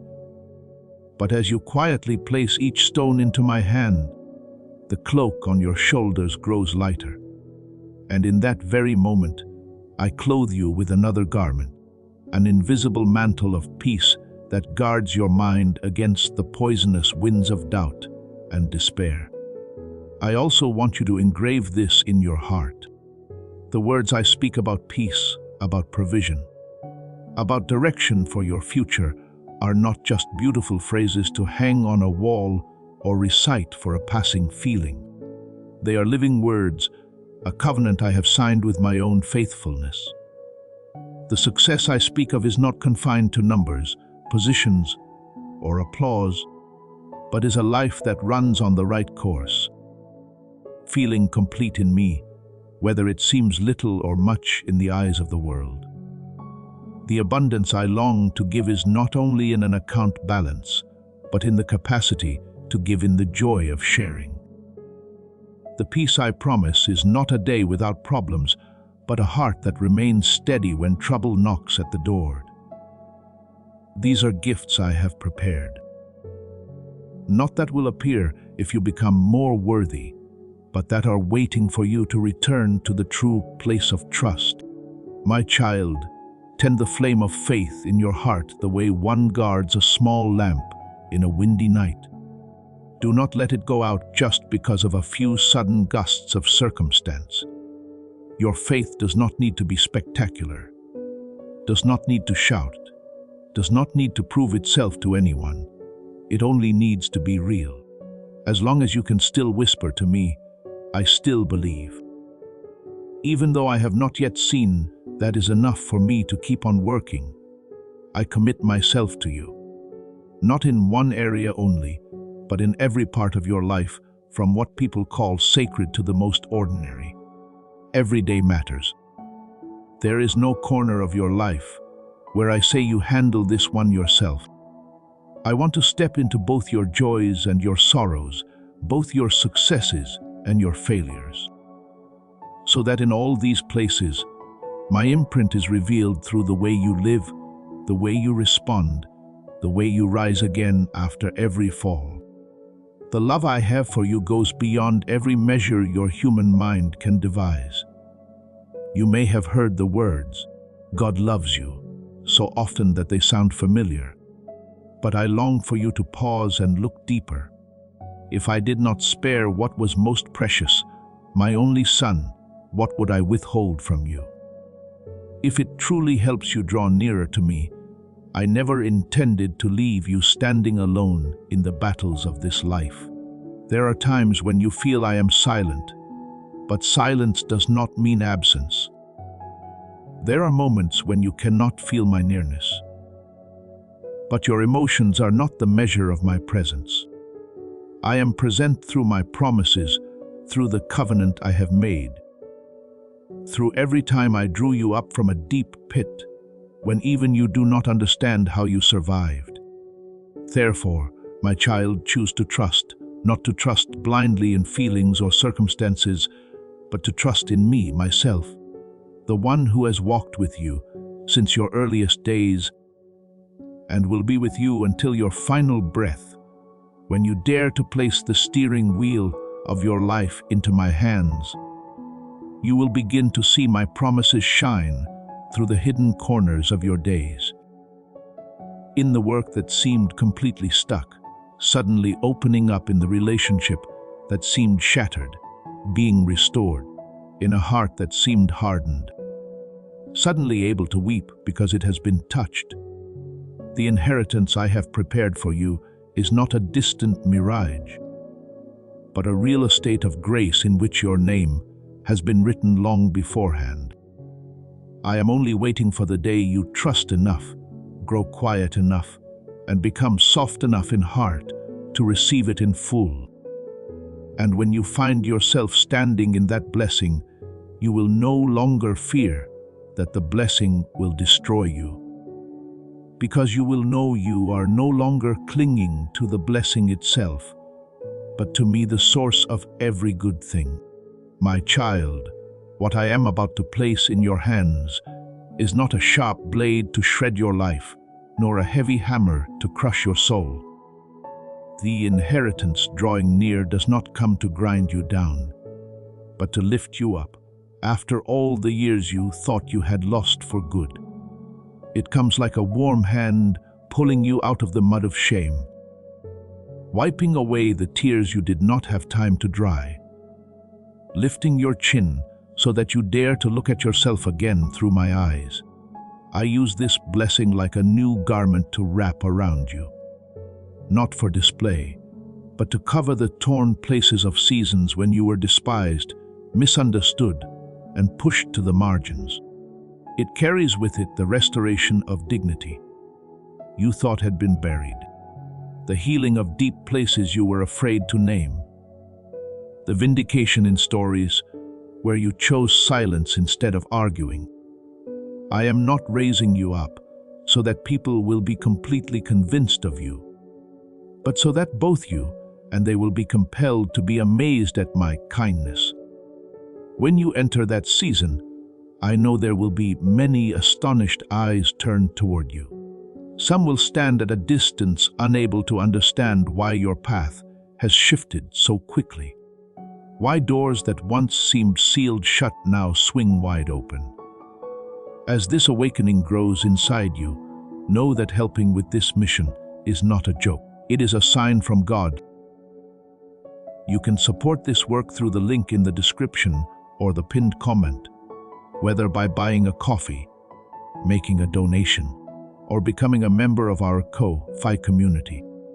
By doing so, you become part of Jesus' plan to save souls who are still stuck in fog. Every seed turns into light that fights against darkness. If you water others, you will be watered yourself, Jesus says. This is not history. It is a living promise about your future. Come into this moment with faith and a plan. What God has already planned for your life can be unlocked through your giving. Why the one who was once looked down on has now been honored. They will talk, they will speculate. They will try to explain it by your talent, your connections, or some kind of good luck. But only you and I will know that the true turning point did not lie in a phone call, a contract, or a chance encounter with someone, but in the very moment you knelt before me, dared to let go of what I asked you to release, and stayed in a place others despised. You will remember clearly the day these words touched your heart. No matter how many years pass, because that is when I marked you. I am here. I am speaking. I am turning the course of your story. I have held your hand through the darkest stretches. So the glory to come is not a spectacular comeback of your own making, but the proof that I never abandon anything I begin. You need to understand that the inheritance I have for you is not merely a sum of money to ease your worries about the bills, a position to make you more respected in people's eyes, or a few doors of influence so you can have a voice. All of those may be included in the package of blessing. But the true value of this inheritance goes far deeper. It is bound to the promises I have spoken, carrying the breath of the covenant I sealed with you through the cross. Each blessing is not just a random good thing, but like a document stamped by my throne, like a royal seal declaring, "This person belongs to me. This life is in my hands." This story is not written by human will, but ordained from heaven. Therefore, when the inheritance reaches you, it carries the weight of my righteousness, my truth, and my faithfulness, not merely what people call success in society's eyes. You once came to me asking only for enough food, asking not to be in lack, asking simply not to be in need. In your sighs, you often asked only for what was necessary, not daring to think about anything beyond the bare minimum. But I am not the one who throws you a temporary piece of bread and then leaves you to fend for yourself. When you ask for provision, I am not only arranging things so that you make it through this month, this job, this project. I am rebuilding the entire picture of your life. I do not only want to give you a stable income, I want to give you the meaning of living. I want you to wake up each morning knowing why you exist, for whom you live, and for which Lord you give yourself. You think you are asking, "Lord, let me survive." While I am answering, I want you to live with purpose. You have sat alone many times and asked me, why did these relationships fall apart? Why is my family fractured? Why have the very people I trusted most wounded me the deepest each time? You hope I will give you a clear answer, a reasonable explanation. But while you only want an answer for your mind, I am preparing a reconciliation for your whole soul. I do not only intend to settle who is right and who is wrong. I want to heal what has been broken, to reconcile you with yourself, with your family, with your past, and above all with me. There are relationships that will not be restored in the way you had hoped, but your soul will be stitched back together in ways you never imagined. There are apologies you will never receive, but I will compensate you with a peace that nothing can steal. You have cried out. Please deliver me from this situation, from this lack, from this pressure. You thought that a way out would be enough, but I rarely stop at enough. When I rescue, I tend to go beyond the limits of what you expected. When I pull you up out of the pit, I do not set you back on the edge of the cliff. I bring you into a spacious, safer place so that you not only escape, but can also help lift others. In the place where you once only longed to be free from shortage, I have destined you to step into a season of abundance. Not abundance for meaningless spending, but to share, to build, to support, to care for those who are going through what you once endured and all the tears you thought were wasted. I have quietly gathered, and I have decided to multiply what you have sown in faithfulness. My child, when you understand that the inheritance is part of this larger plan, you will look at blessing with a different attitude. You will no longer see it as the result of my efforts, but as a testimony to mercy. You will not use it to elevate yourself, but to bow down and serve. You will stop asking, "How can I keep this blessing?" and instead ask, "How can this blessing be placed rightly within the will of the Lord?" Then you will no longer be controlled by blessing, but will become a wise steward, knowing that everything is only entrusted to your hands for a time, while the purpose and the ownership remain in mine. I also want you to know that there will be people who refuse to accept your change. They have grown used to seeing you as a failure, a hopeless dreamer, someone with faith but not realistic. When I lift you up, they will feel uneasy, confused, even suspicious.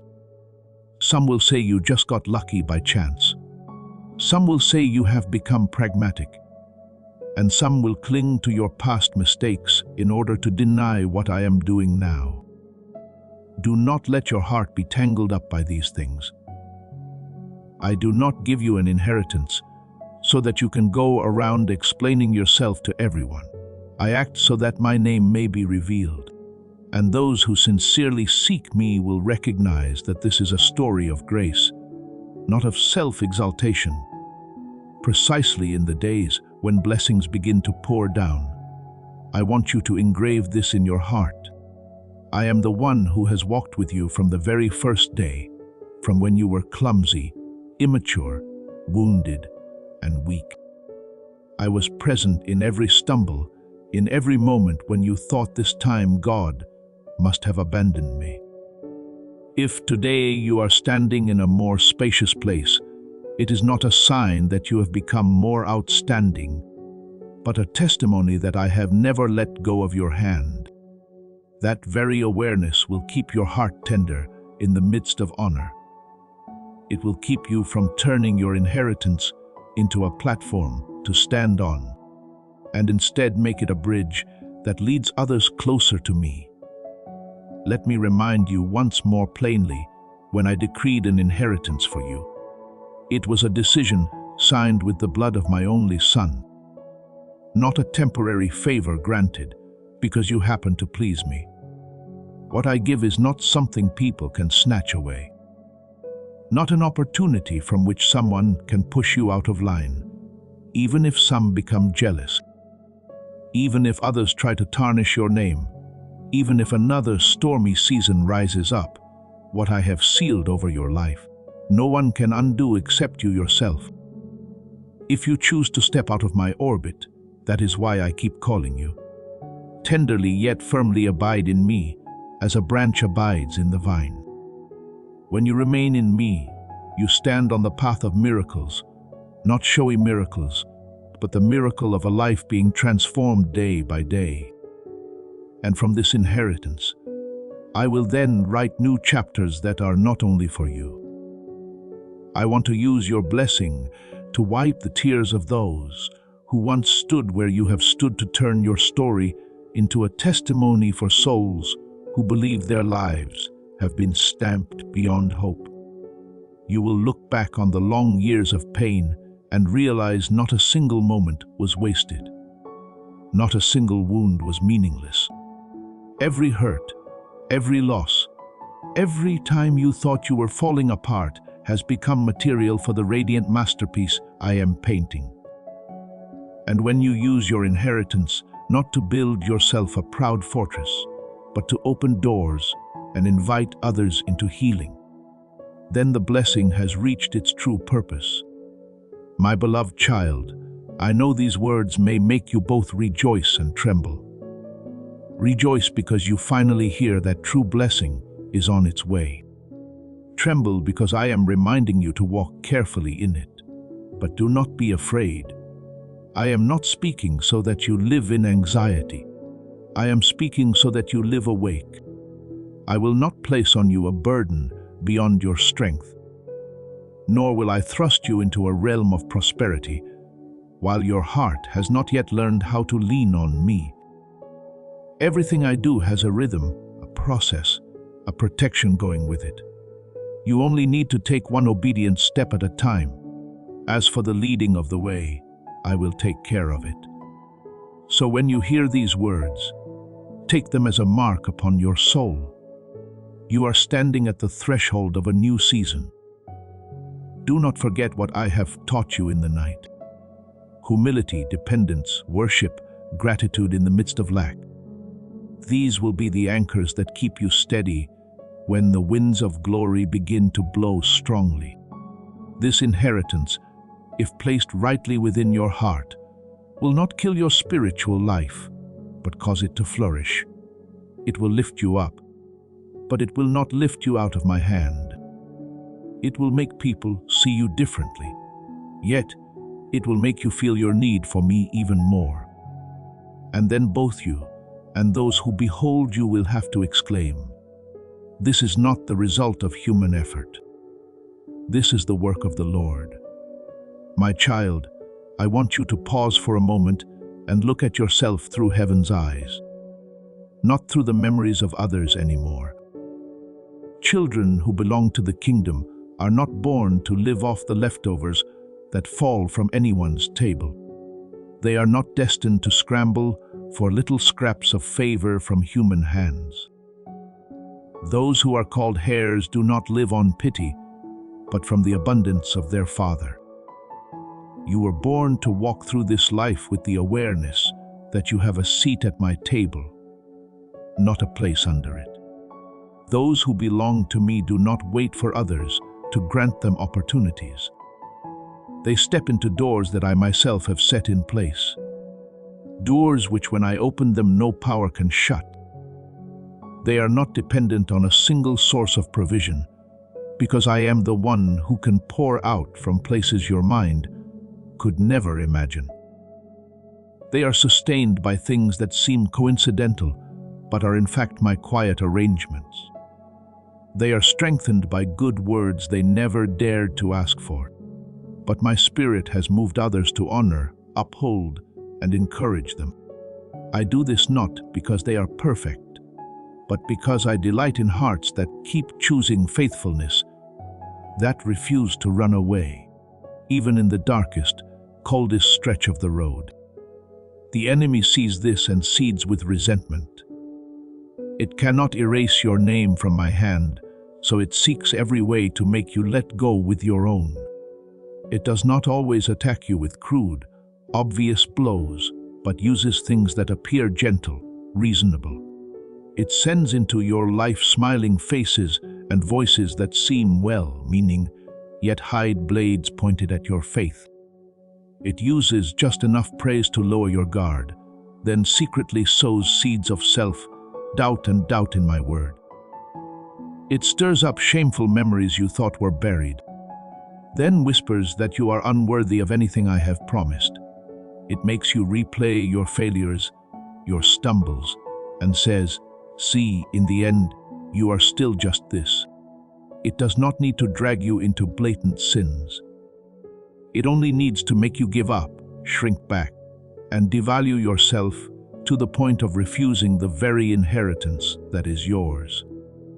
But my dear one, what it never expected is that throughout all that time, I was not standing at a distance watching. I was covering you in the very moments when you could not feel me at all. I used the days you thought were out of range of heaven to drive the roots of your faith deeper. When you could no longer lift your head, I laid my hand upon you. When you thought, "I don't believe I can go on," I whispered, "It's all right. As long as there is even one thread of trust in me left in you, I will take care of the rest." I hid you under the shadow of my wings, even when you felt exposed under the harsh gaze of others' judgment. I concealed you from attacks you never even knew were coming. I blocked slanders that never reached your ears. I scattered schemes against you that you never saw on earth, simply because in heaven I had already said, "This child belongs to me." You have had days when your legs were exhausted, your heart worn out, your mind in turmoil. You have thought, "I wish I had never been born. I wish I could disappear from everything." I know every one of those whispers in your heart. I have watched the nights when you lay there, eyes wide open, staring at the ceiling. With no tears left to fall, you had no strength for long prayers, only sighs and groans that could not be formed into words.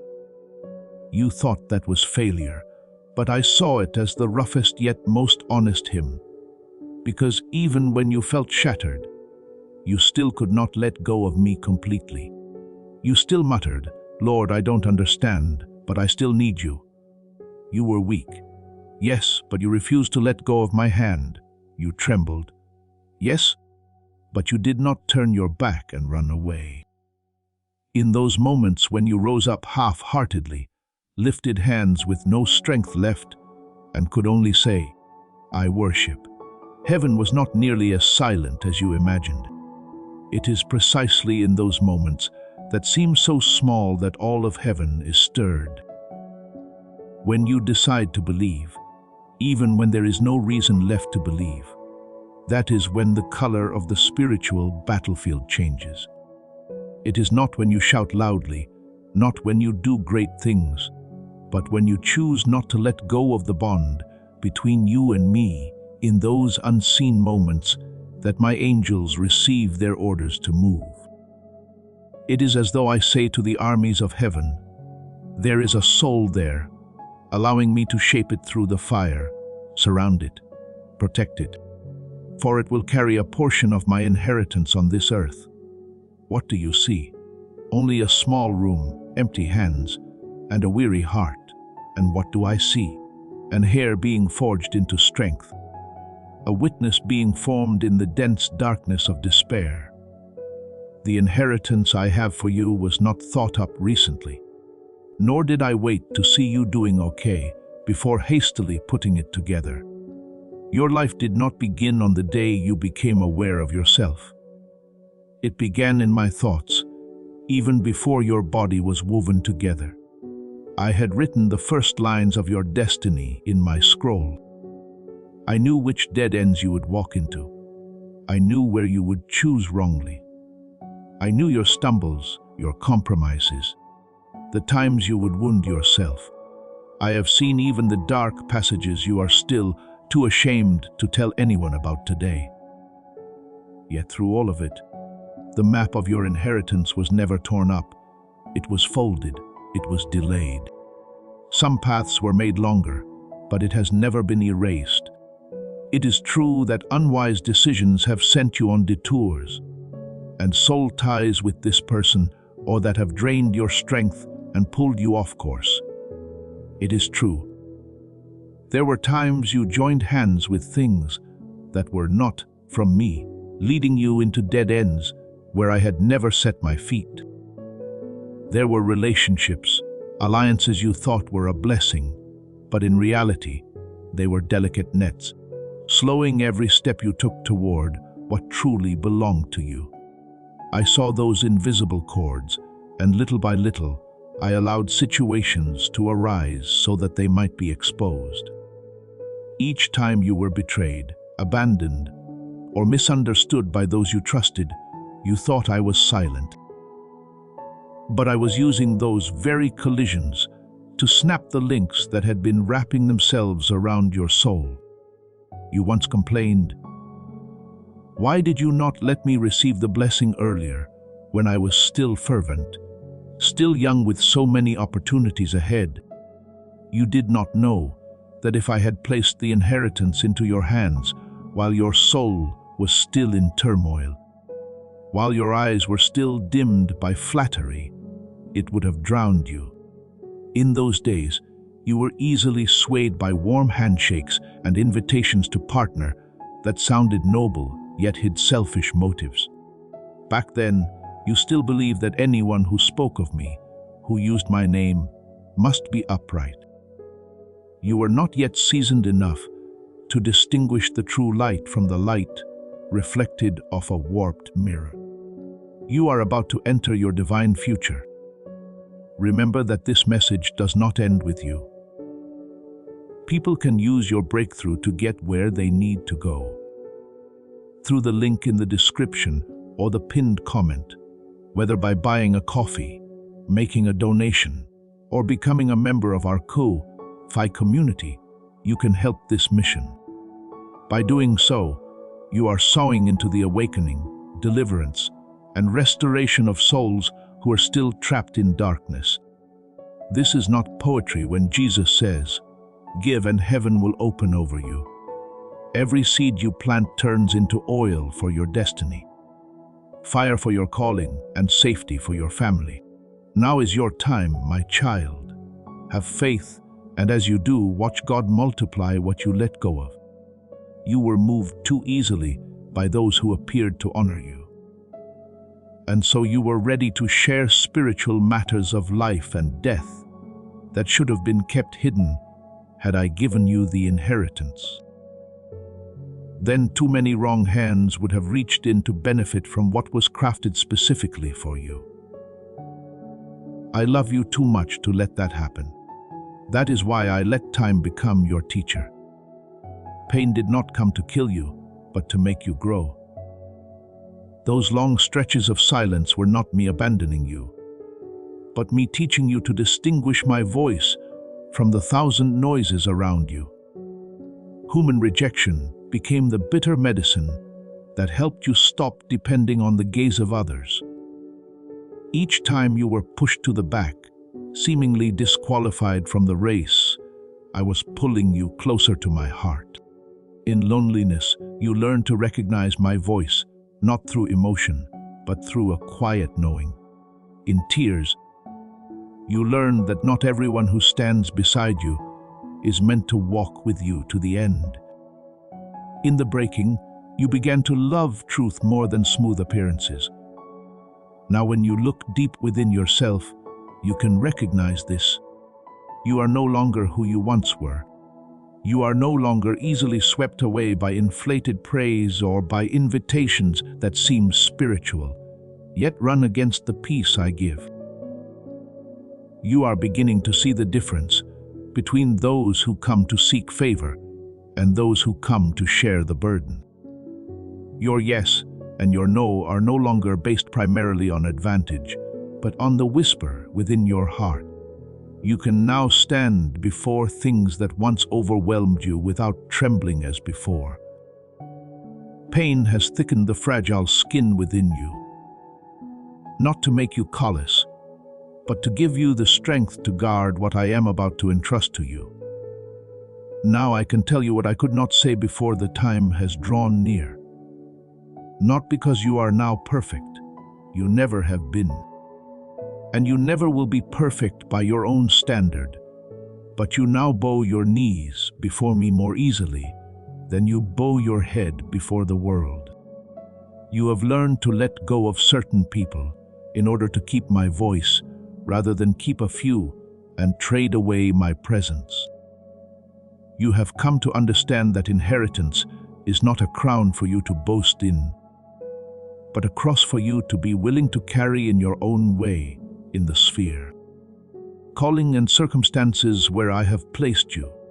These things tell me that you have entered a new season within, and therefore a new season on the outside is about to open. But my child, even as I say it is near, I still want you to keep the posture of a learner, not that of an owner. You must remember that what I am about to give you is still only one part of the greater picture I am painting.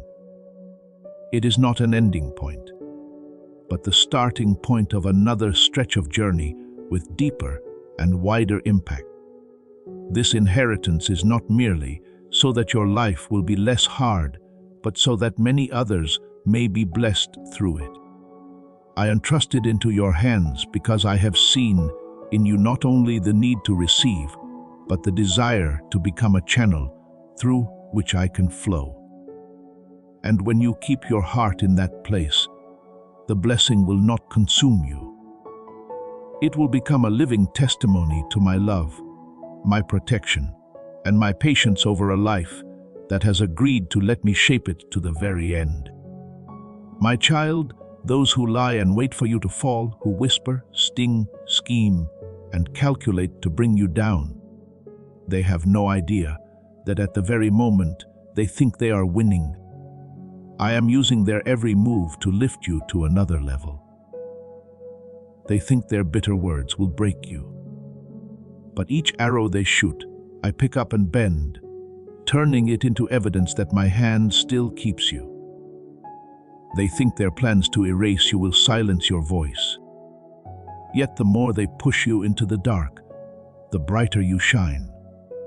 For I am the one who makes light burst forth in the night. The jealous imagine that if they block your way, you will stop. But they do not know that I have no need of the road they think is necessary. I can open another path right where no one expects it. When they hurry to slam doors shut, I am not at all disturbed. For with a single word from me, a new door appears that no one can lock. Remember, the inheritance I have for you is not built on human words, but on mine. I do not speak to amuse, nor do I promise merely to soothe for a moment once I have spoken. Heaven and earth will turn according to that word, until it is fulfilled what I have begun in your life. I do not abandon. I am not like people who speak and then forget, who promise and then change their minds. I am not the type who follows trends, coming when excited, leaving when bored. I am the one who is steady as a mountain, and my word is just as firm. When you look back over the years, have there not been many times you thought everything was over, and yet I opened a new way? Have there not been moments when you thought, this time I will not make it through? And yet here you are, still sitting, still breathing, still hearing my voice. That alone should show you that I have not walked away from the work I am building. You are a project I have personally designed, and I will not hand it over for anyone to ruin. And so even if storms lie ahead, even if the trials before you look far greater than your strength, I am not anxious. You see high mountains. I see opportunities to display my power. You see great enemies. I see them as inflated shadows meant only to frighten you. You tremble as you look at yourself, counting your abilities, your connections, your resources. But I look only at myself, the one who lacks nothing. You think, how can I possibly win this battle while I am whispering? You do not go into this battle alone. The battles ahead are not arenas for you to prove your strength, but stages for me to reveal mine. You do not need to strain to show others how capable you are. You need only stand and let me be the one who fights for you. The inheritance I am preparing for you does not stop with your generation. It is like a river flowing through generations. When I touch your life, I am also touching your children. Those little ones who may not yet realize they are living within the sphere of this favor. You think you are fighting only for yourself. But in truth, you are breaking chains that have bound your family for generations. Barriers that held your ancestors in defeat, smallness and shame. I want to shatter them so your descendants will not repeat them. Invisible curses, patterns repeated in the bloodline. I want to bring them to an end through your very life. This inheritance is not merely a sum of money, a house, a position. It is a new history being written. You will see things that seem dead being raised up by me. Relationships grown cold, which seem beyond saving. I can pour love back into a marriage that feels like mere duty. I can rekindle with a flame of gentleness, patience, and listening. Families who have long ceased kneeling to pray together. I can call them back to the family altar. The children in your home who have seen you stumble and heard harsh words. I can use the very change in your heart to show them that I am real. The inheritance I give is not only in material things.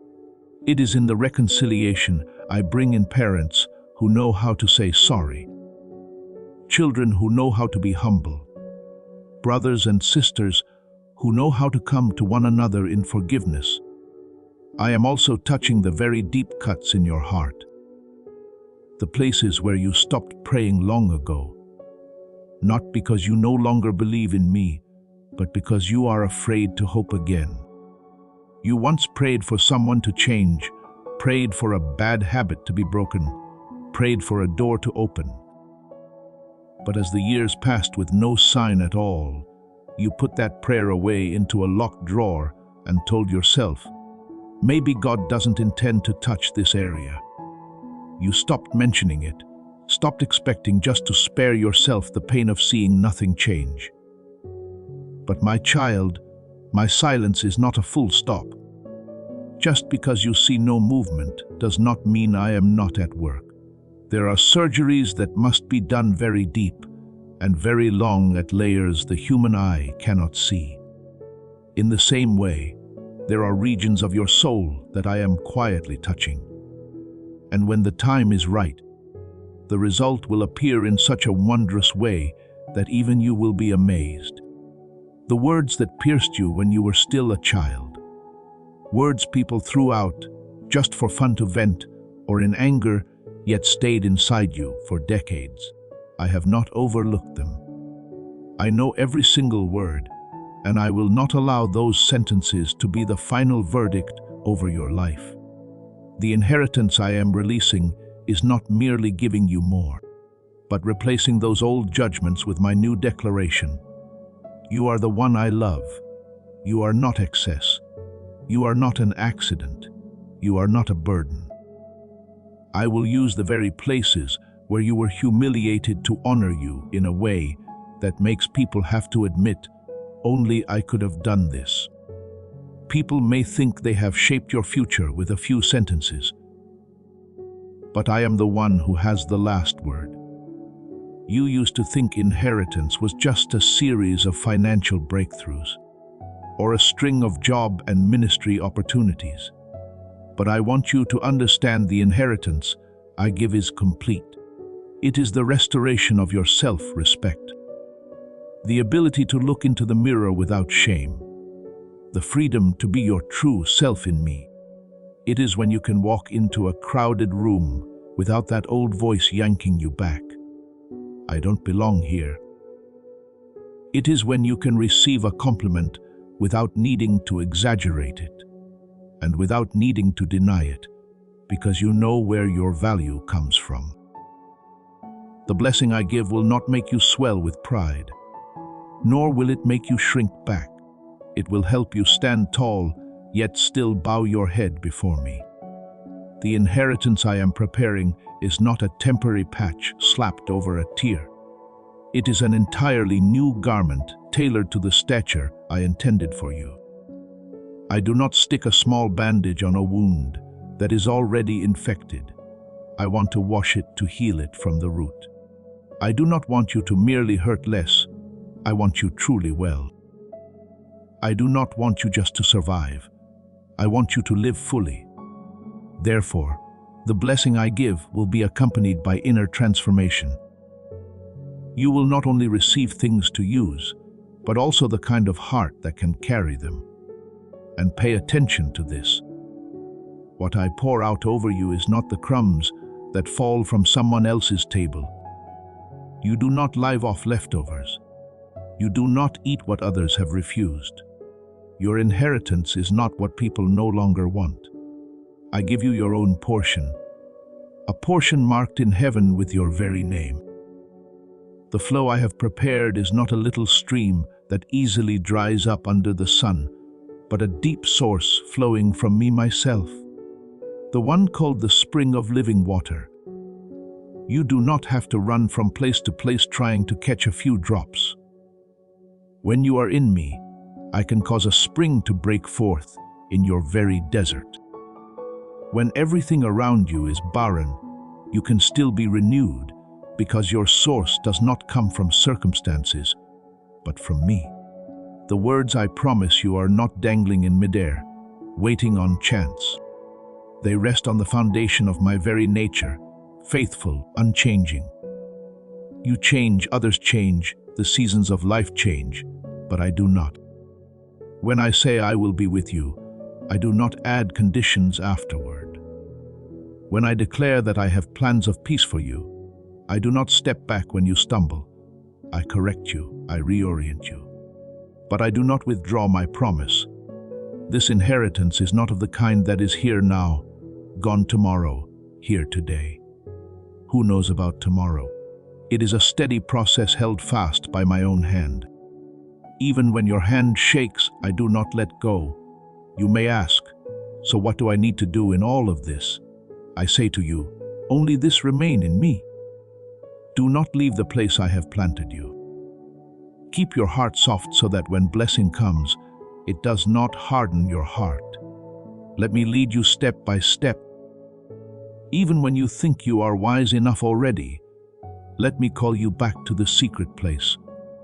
Every time you begin to be intoxicated by applause, remember to look back and see how I have walked with you in the past. So that you can believe I will not change in the future. When you hold on to this inheritance, will no longer be a danger, but will become the road I used to bring you and those who belong to you closer to my heart.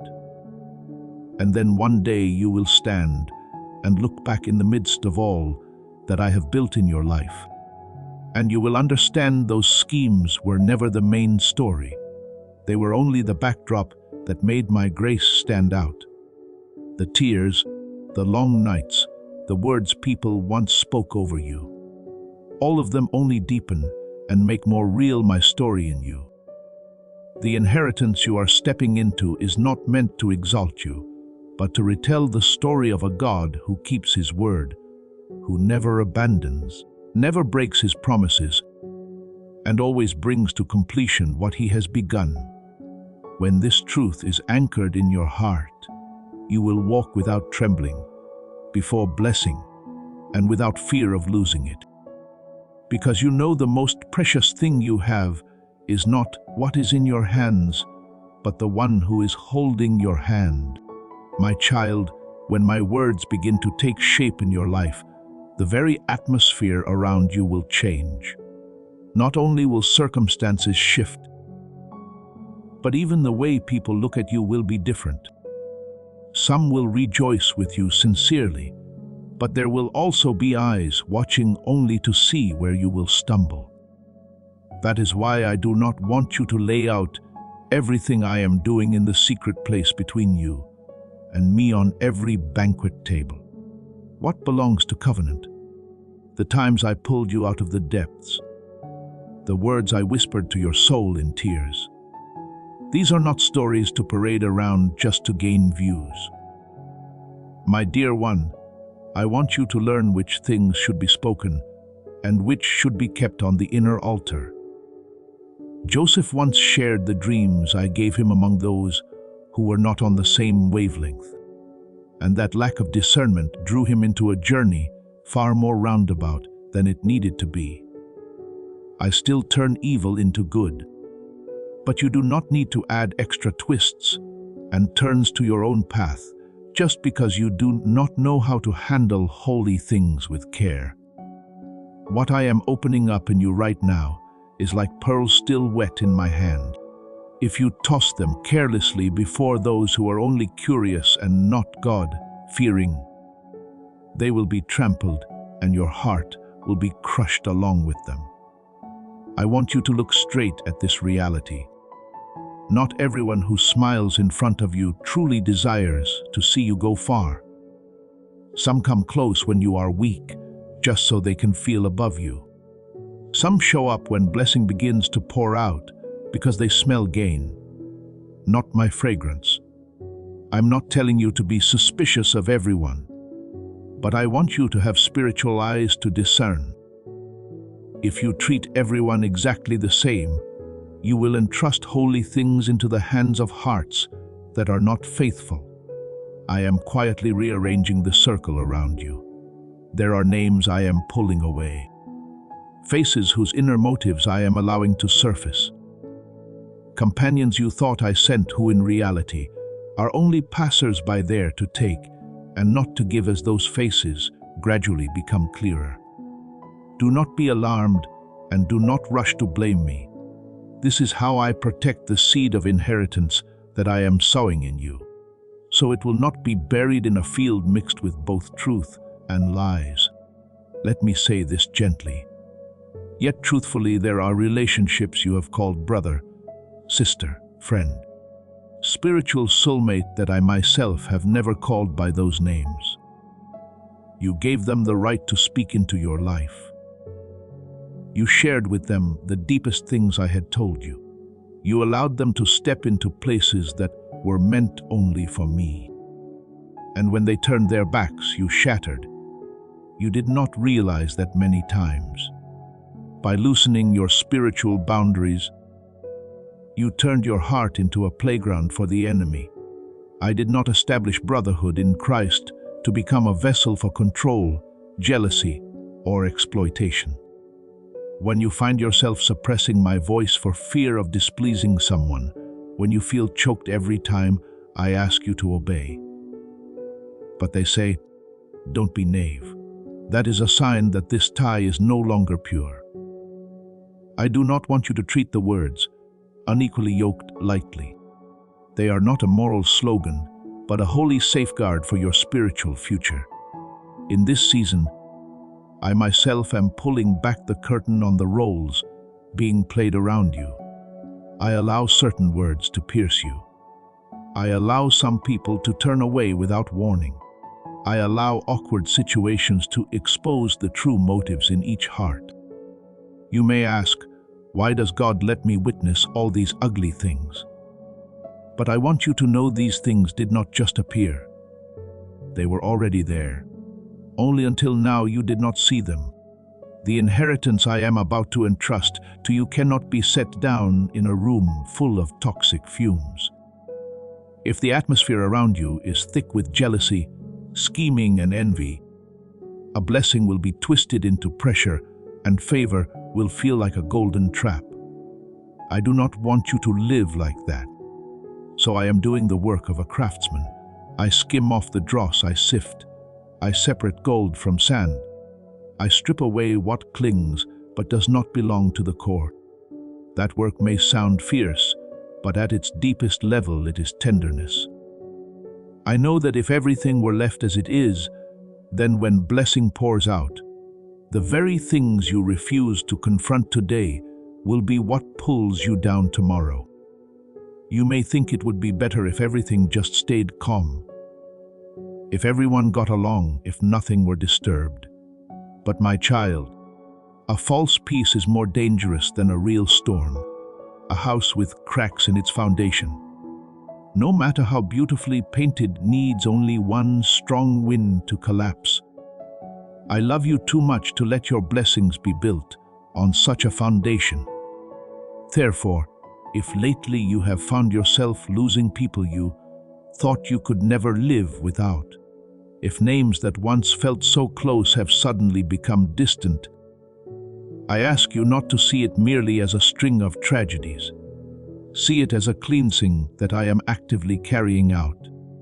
I am not tearing down your world for my amusement. I am dismantling what is temporary in order to build what is truly secure. What you need to do is not to try to patch back together what I am taking apart, but to stand still and let me complete my work. While I am purifying what is on the outside, I am also inviting you to look again at your inner attitude. Where do you intend to place me in every relationship and in every decision concerning your inheritance? I am not seeking the most beautiful songs or the longest expressions of devotion.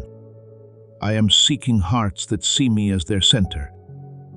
Honoring me is not only found in the words, "Thank you, Lord," on your lips, but in the way you dare to say no to what does not belong to me, even when it is attractive.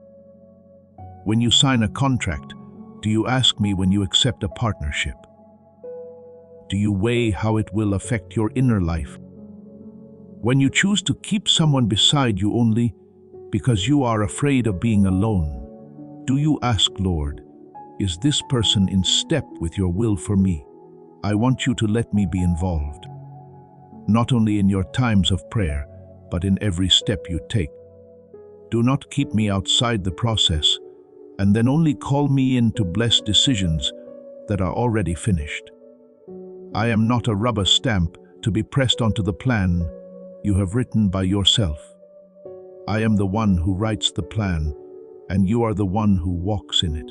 I also do not want you to treat your spiritual life as a separate area, cut off from work, family, and finances. To me, everything is one. The way you use money reflects what you worship. The way you treat those under your authority reveals how you understand the grace I have given you. The way you react when there is criticism exposes whether you are seeking glory for me or for yourself. Do not think that simply reading the Bible, going to church and joining some activities is enough to finish the spiritual part. Your inner life is the underground stream that nourishes all the other parts. If you are indifferent, if you treat being close to me as something optional, if you regard my presence as an extra choice rather than the air you breathe, then gradually you will find blessing becoming heavy like a stone instead of light like grace. I speak to you with all the tenderness a father can give his child. The time has come for you to be serious about your soul. Do not play with what belongs to eternity. Do not come in and out of my presence as if entering and leaving an entertainment room, staying when you like it and leaving when you do not. Do not use my name to decorate your own ambitions and then call it serving the Lord. I know everything. I see clearly where you are sincere and where you are acting. What I long for is not a perfect child, but a child who dares to take off the mask before me. If you are real with me, I will be real with you. If you are willing to let me point out the dark areas in your heart that you do not dare to touch, I will lead you out of chains that not even the greatest blessing could break. Remember this, the inheritance I have for you is not only to have more, but to live truer.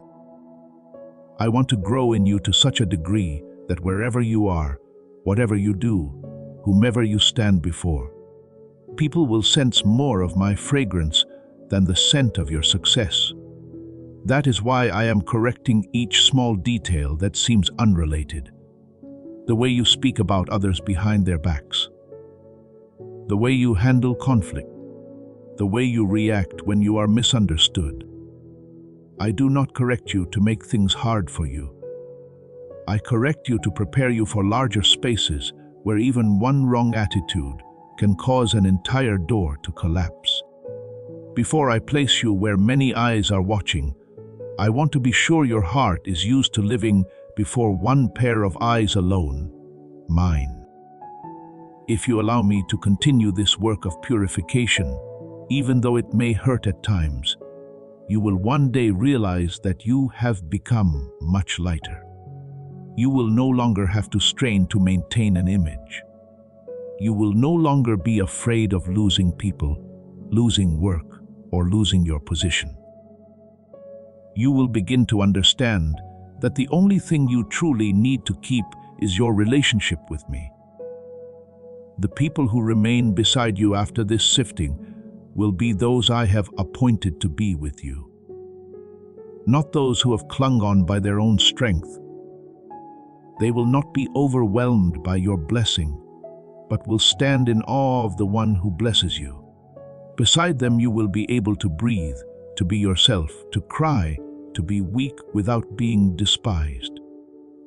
That is the pure environment where the inheritance of heaven can blossom. Therefore, do not grieve over what I am taking away. Do not try to repaint the faces I have allowed to fall out of the frame. Do not try to hold on to the seats I have quietly moved away. The more you cling, the more you will hurt. The more you submit, the more you will be set free. Stand in your rightful place, the place of a child who knows how to fear, to trust, to obey, and to place me above every blessing. When you choose to keep me at the center, everything else will find its proper place. And then your inheritance will no longer be a glittering trap, but will become a springboard for you, and many others to step closer to my heart. Now with your heart stilled and open before me, turn what you have just heard into intimate whispers, speaking to your Father as to the one who understands every single beat within your heart. O Almighty God, beloved Father of my life, today I draw near to you, not only with my own needs, but also with the hidden fear that if you pour out great blessing, my heart will not be able to hold it. I ask you to guard my heart before you open new doors. Please shape me so that I may love the giver more than every gift. Seek your face above all success or reputation. Please teach me to fear being far from you more than I fear lacking money, to tremble more at losing your presence than at losing opportunities. When people praise me, let my ears still listen for your voice when doors open. Let my knees bow even lower. You are about to enter your divine future. Remember that this message does not end with you. People can use your breakthrough to get where they need to go. Through the link in the description or the pinned comment, whether by buying a coffee, making a donation, or becoming a member of our Ko-Fi community, you can help this mission. By doing so, you are sowing into the awakening, deliverance, and restoration of souls who are still trapped in darkness. This is not poetry when Jesus says, "Give, and heaven will open over you." Every seed you plant turns into oil for your destiny, fire for your calling, and safety for your family. Now is your time, my child. Have faith, and as you do, watch God multiply what you let go of.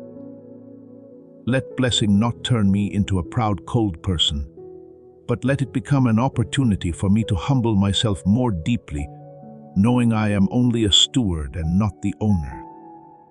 Let me live so that whether in high places or low, when people look at me, they can see only one sure thing, that you, Lord, are still my everything. Heavenly Father, you who see in detail every scheme hidden in the darkness, I come before you with my anxieties about the looks, words, jealousy, and envy of people. There are things I have heard that have hurt me, and there are words I have not heard, yet my soul feels them. making me unsettled and doubtful of myself. Today, I hand all those human shadows over to you. I ask that my heart will no longer be controlled by the obsession. What do people think, but will be tied firmly to the truth? What do you say about me? Please remind me that whoever touches my life with evil intent is touching something precious that you are guarding. Please teach me to believe that no scheme can break the plan you have ordained while I still remain hidden in you. I do not ask you to remove every difficult person around me, but I ask you to give me a steadfast heart that is not swept into hatred, not controlled by fear, not responding in the flesh, but simply standing still in you to see your hand fight on my behalf. Lord, I thank you because even though I have many times let my heart drift away, you have still patiently waited for me to return. I thank you because you have not blessed me according to my impatient demands, but according to your wise timing. I know that if you had answered right when I wanted, I might have been crushed under things I was not yet mature enough to carry. I thank you for the doors you closed, though I wept at the time. Now I am gradually seeing that they were grace. I thank you for the seasons when I thought I had been abandoned, when in fact you were hiding me from the enemy's sight. I know that if it had not been for the times you held me back and slowed me down, I would not be here today to hear your word. All the delays, the detours, the times I was pushed aside, I now offer them back to you as a song of thanksgiving, because all of them have been in your hands and not one thing has been meaningless. Loving Father, I am grateful to you for showing me the true face of blessing, not something that comes to take you away from me, but something you use to reveal yourself through me. I thank you that you do not hide from me the subtle dangers of prosperity, but speak to me with both gentleness and seriousness. I thank you for allowing me to experience both days of lack and days of abundance, so that I may know the value of relying on you in every circumstance. I thank you that you do not despise the small steps, the times I trembled yet still did your will, the times I chose to refuse what seemed good simply because it did not bear your mark. You yourself have seen and kept all of these. I thank you that you care not only about what I do for you, but that you care about me, the little child who is often tired and afraid, yet still wants to love you with all the heart. I offer this prayer in the holy name of the Lord Jesus Christ. Amen.